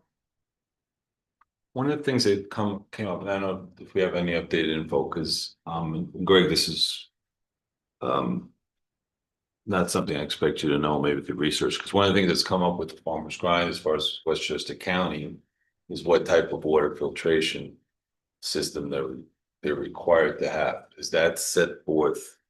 And I don't know, maybe Tony knows, is that set forth, is that dispositive in the regulations? In other words, is there any, because it seems like this discussion. To Andrea's question first. Yeah, of course. Yeah, I think that whatever you did on the town facilities, you would have to do in the form of a revocable license, so that's not a long-term agreement, especially with a park involved. And the operation of the business, to me, as opposed to just the parking of the vehicle or the structure, is creates a little more of an issue. But if it was a revocable license, you may be able to do it that way. You may be able to do it on RFP that you want concessions and refreshments in the park for a given period of time.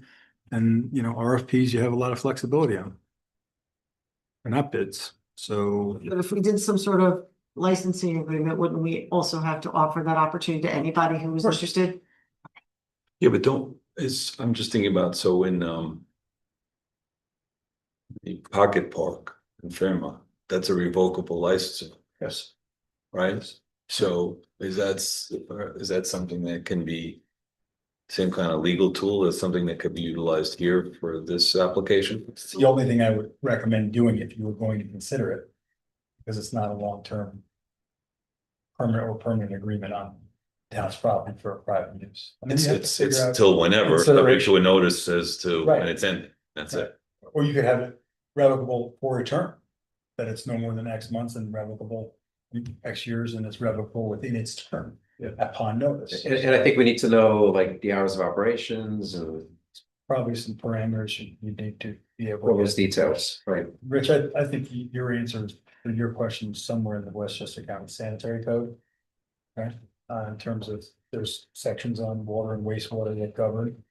But I won't be surprised if there's discretion within the parameters of the code or sanitarian or engineering. For the existing facility where they are now. That's. I think Richard's just asking about, how they determine the parameters. My question is, this is kind of alluded to, and this is, I have no idea what the answer is, in other words, is picking up on Greg saying, is there discretion?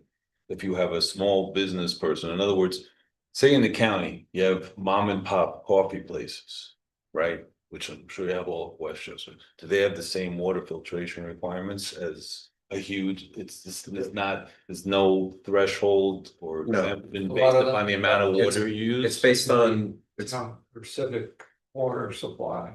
yeah, a lot of them are, public water supplies are that they're tapping into, but since this is well water.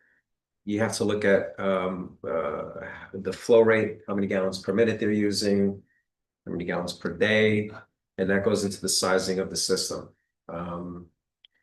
You know, the problem is that. So it's a well water, the fact that it's a Yeah. well water as opposed to a municipal water system, which makes it a. And there was a hit Okay. some years back with coliform. Coliform. Yes, but that was not on that. It was not on that well, apparently, and you know, but now they've been testing fine, and that's the argument that I'm 2022. using. That's the argument I've been using with the health department. I mean, I spent a lot of time on this last week, Yes, you did. today as well. And you know, the main concern with the health department is that there wasn't a plan submitted. The health department requires a plan to be submitted with an engineering report. And that was never done. And Erica Pierce, in fact, I mean, I got in touch with had a conversation with the deputy commissioner last week, Chris Erickson. And I asked Erica Pierce for her help, and she actually spoke to him last week and again today. And he said, and I engaged Bill Bright from Delaware Engineering. So those have been great. You know, he's been providing a lot of advice. And he's shared with us information from the state code that differs from what the county does. And what I'm trying to do is say to the county, can you have some flexibility? The state allows this, but you don't.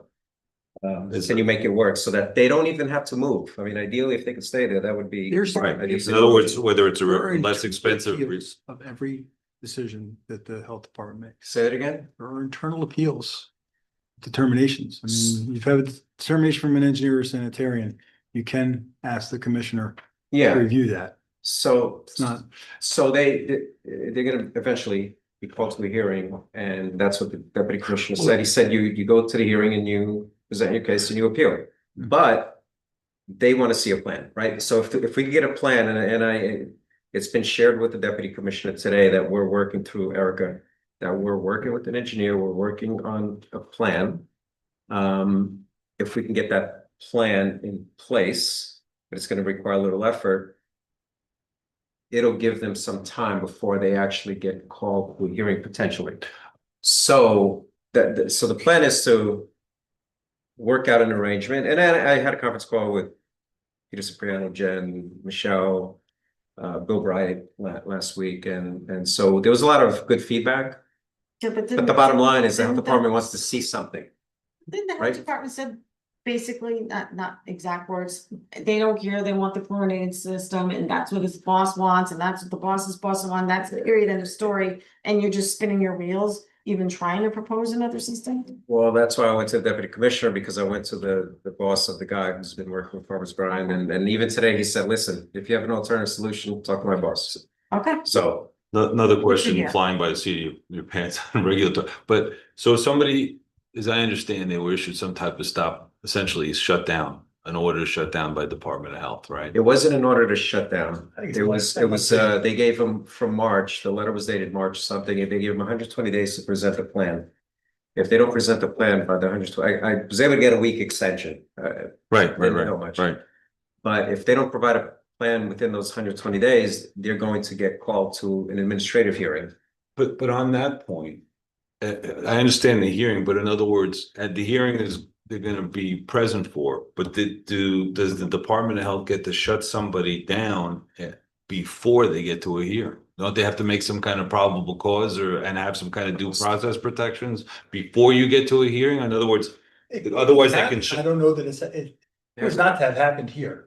No. The hearing is, regulatory hearing for an ALJ Right. and, But in other words, they're shutting them down and then they'll be shut down for until such time as they're here. they've got a sunset date They're not to shutting. either submit or stop operating, submit the plan or stop operating. Right. That And hasn't then been. they're subject to penalties for operations, maybe Right. during the period of when they didn't have the plan or if they extend after that. I don't know that there's been any. Yeah. Actual shutdown. I don't think there has. No, there hasn't been. So I'm still working that angle, the DOH angle. We'll see. Tomorrow is another day, Excellent. another conversation. All right, so I'll ask them If you to want to work the. get their business plan together to submit to see if there's anything we can do for a limited period of time. So we left off, I thought before, about asking town attorney to draft some kind of proposed revocable licensing. We did, except for the fact that a local law came up that we thought precluded them from doing that, and we came. Well, as an alternative, sorry, like an alternative location that I thought was Right, private and suitable. but now it's okay. Yeah. Well, we can discuss this further. Yeah. Does Okay. that bring us to?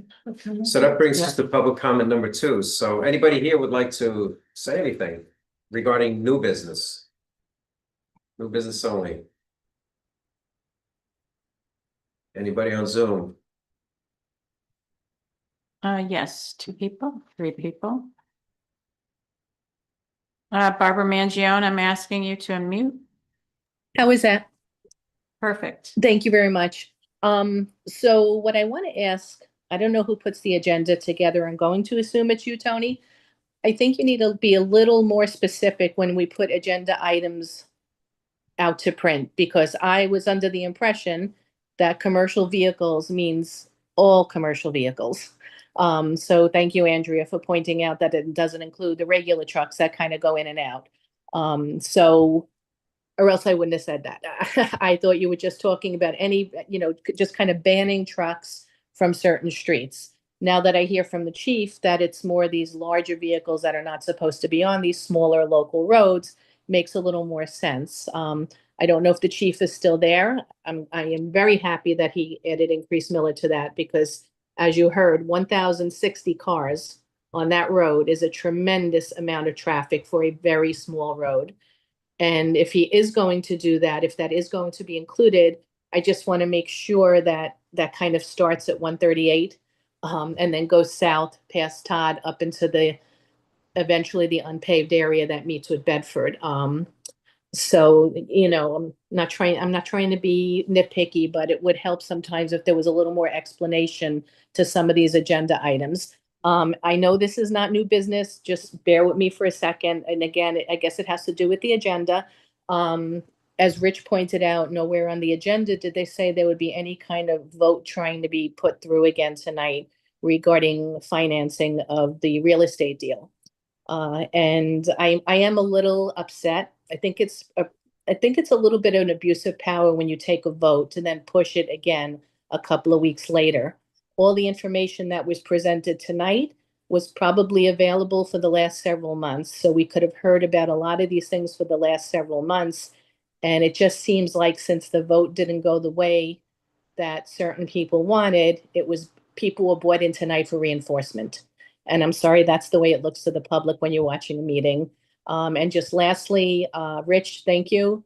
I didn't appreciate a comment saying that I hope you take into account what people pay in taxes or finances, because I know you always do. Thank you very much. All right, thank you, Barbara. Anyone else on Zoom? Yes. Okay. Glenn DeFaber, I'm asking you to unmute. Hello, can you hear me?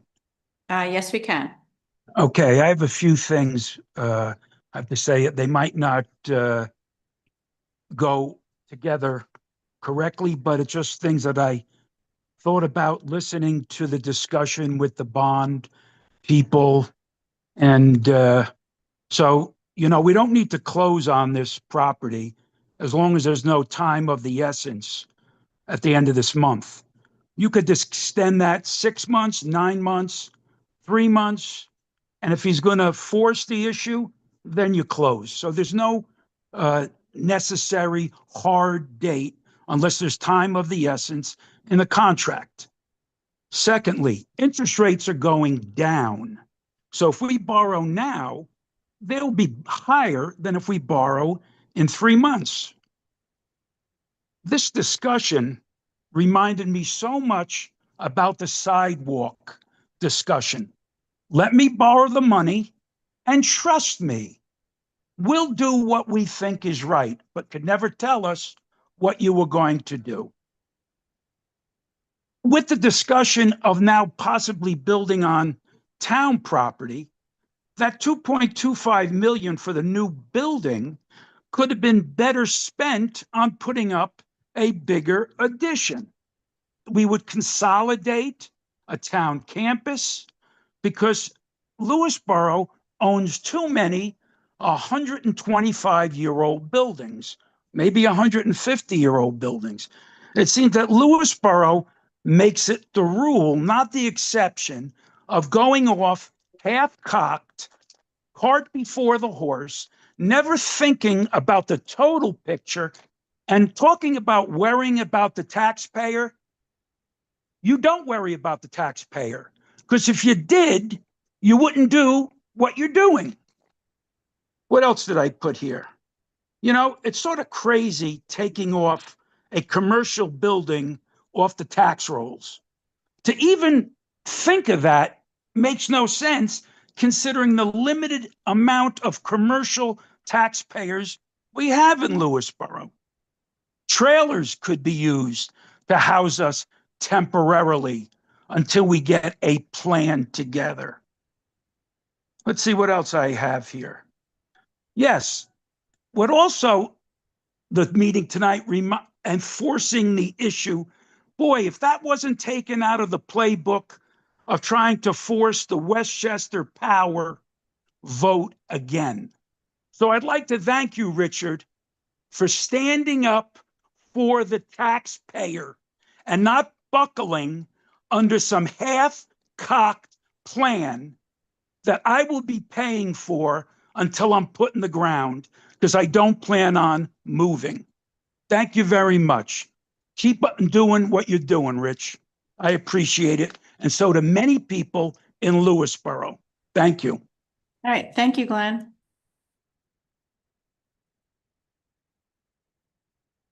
Simone O'Connor, I'm asking you to unmute.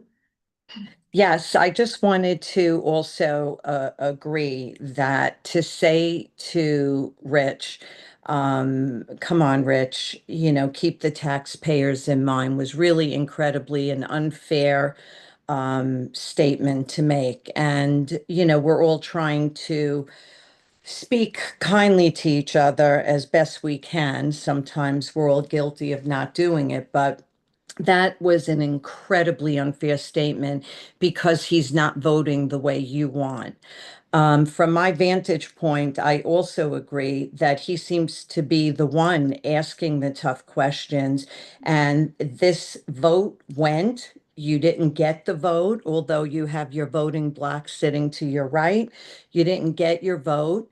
and then you're pushing it again. And it seems to me that you entered into an agreement to purchase this house and now you got to back it up with this. It just doesn't sit right with me either. And a few meetings ago, Mary, you used the word sandbagged. I wrote a letter about it. You didn't read it. I think that you guys only read letters that are really happy. If you didn't feel sandbagged tonight, I felt sandbagged watching this meeting with all the financial people pushing, pushing, pushing, and then leading to another vote. It was a classic play. So I'm a little disappointed in how this went down. And now I don't feel secure knowing if a vote happens that it really happened. I don't know what real news is anymore, even as I'm watching it. Thank you. All right, thank you, Simone. That's it. Okay, there's no, yes, right, Karen. Name and handle it, 3 minutes.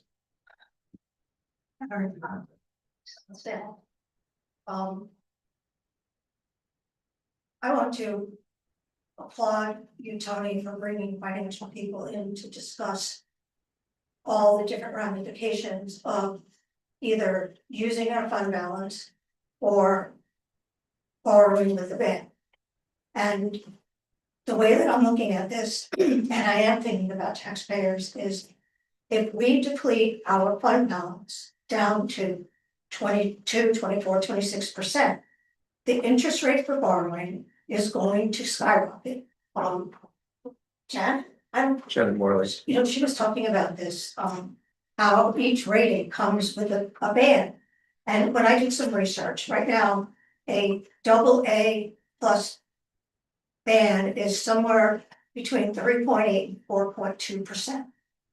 And she said that the gap increases as you go down. And so I don't know, I didn't look up what a AA rating would be, but to jeopardize the nimbleness and flexibility of our town for many, many, many years to come by even the pretty decent possibility of increasing our interest rates significantly, you know, like a 1% interest rate on 2.2 million on, let's say we have to borrow 15 million to renovate, you know, whatever space, is very significant. We're talking about hundreds of thousands of dollars in opportunity cost lost. Because the money, I think, Janet said this too, that Andy said that we're earning about $200,000 a year in interest on $2.2 million. So we take that money out. That means that, I mean, I was just scrolling here, there's flooding all over Westchester County. You know, yeah, we're not in a flood zone, but maybe what if we are? Where are we gonna find money if we have a natural disaster here? I mean, Sandy can come by anytime, we were pretty lucky then, but you know, what are we gonna do if there's no money in the fund balance, if we have to borrow 5, 6, 7%, because our bond rating is down to, I mean, we just saw that a couple of years ago. We had 4% remaining in the fund balance, then we had 16%.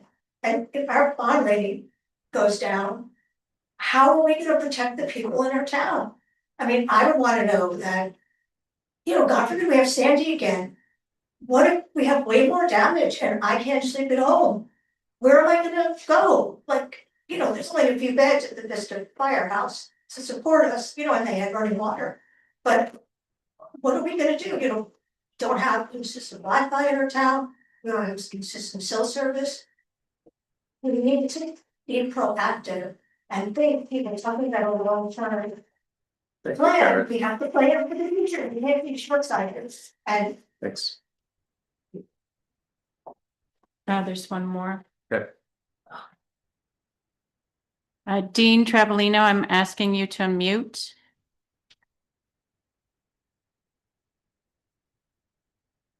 Can you hear me? Yes, we can. Once again, I didn't think I'd be talking tonight, but here I am. The last speaker just mentioned having done research on interest rates, but she's conflating a band for 1 to 5 years with a 15-year bond. If anything, she has to look at the at the refinancing of the band and where interest rates are gonna be, so those numbers don't make sense to me, and more alarming to me is that if this office building is worth $2.2 million, and based on rates around town where I pay, I would say that they're probably paying $25,000 to $30,000 a year property tax. And we will lose that not for the 1 year of a bond, a ban, or the 5 years of a ban, or the 15 years of a bond. We'll lose that from here, as they say in Rich's world with the legal releases, until the end of time. Thank you. Thank you, Dean.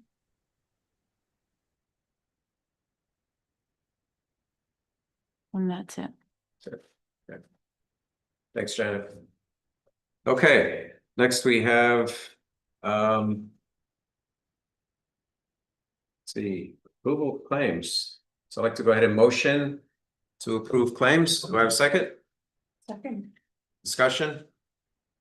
All in favor? Aye. Aye. Polling of the board. I'll start with Andrea. So many things. I feel like that I have been repeating myself again and again and again these past 4 years, that somehow, some way, we as a town board get led into these positions where we're forced to make financial decisions at the nth hour. And the decision about what was going to happen with our town offices and our police department and our court, we should have started having these discussions 4 years ago. We certainly should have had these discussions last year and had more time. And now here we are in crunch time. We're being forced to make significant financial decisions with little time and lots of frustration. And I'm just tired. I'm tired of it. I'm just tired of it. It's just better planning. Annie's been talking about having a capital plan. Rich has been talking about having a capital plan. We started the task force back in May. We could have even started better planning then, but I just feel like we keep getting led in the wrong direction. Things aren't done in a timely fashion. And then when we finally get there, it's too late to make appropriate decisions because we're out of time. That's one. Two, whatever happened with the tree ordinance and the committee that we were supposed to put together? Was that last year we were putting together, we still don't have a complete tree ordinance. What happened to it? Where is it? Where are we with that? Are we going to put together a committee? And the same thing with, the excavation and fill law. Like, I feel like we just keep kicking the can and we never get these things done. So that's all I have to say. I hope everybody had a wonderful 4th of July weekend, and I hope everybody is enjoying the rest of their summer. And I look forward to seeing people at the upcoming, I think the fire department is having their carnival coming up at the beginning of August, and there's a few other events that coming up in the town before then. So thank you. Thanks. Rich. Thank you. I just want to echo, I just wrote down what Karen said, that we need a long-term plan and we need a plan for the future. I couldn't agree more. And that's what I've been fighting for. And this is, like I've said before, a generational opportunity to address our town infrastructure needs, and doing it piecemeal and one step by one step, as opposed to looking at everything together. As CMA representative said, it's much more fiscally responsible to look at long-term infrastructure requirements that are foreseeable. As I've been saying, that's the better way to do it. I've been asking the supervisor to do that because I think it's an opportunity to address longstanding generational issues that need to be addressed. And I think if we work together by having a comprehensive plan, that'll be much better in the long run. It'll be much more fiscally responsible in the long run. After all, we had a comprehensive plan, which we spent a lot of money on for this town over the last couple of years, just develop that product. What makes the argument better is the need for a comprehensive plan that we spend time and money and effort developing one. It applies here in the same way. We need a comprehensive plan. We gotta sit and discuss the foreseeable expenditures. And if we don't, we absolutely will spend much more money in the long run.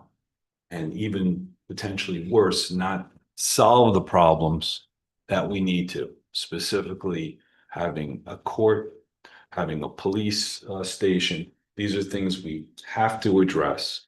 We're going to need to address in the short term, and we should sit and roll up our sleeves and do it the right way, because that will benefit the entire community as well as the taxpayers. That's all I see. Thanks, Rich. Dan? To respond to that, Rich, you mentioned this idea of comprehensive plan for the facilities a number of times, and that's the only way to do it. But I think there's an issue here where some of these things are dependent on different pieces of property being available at this point or that point.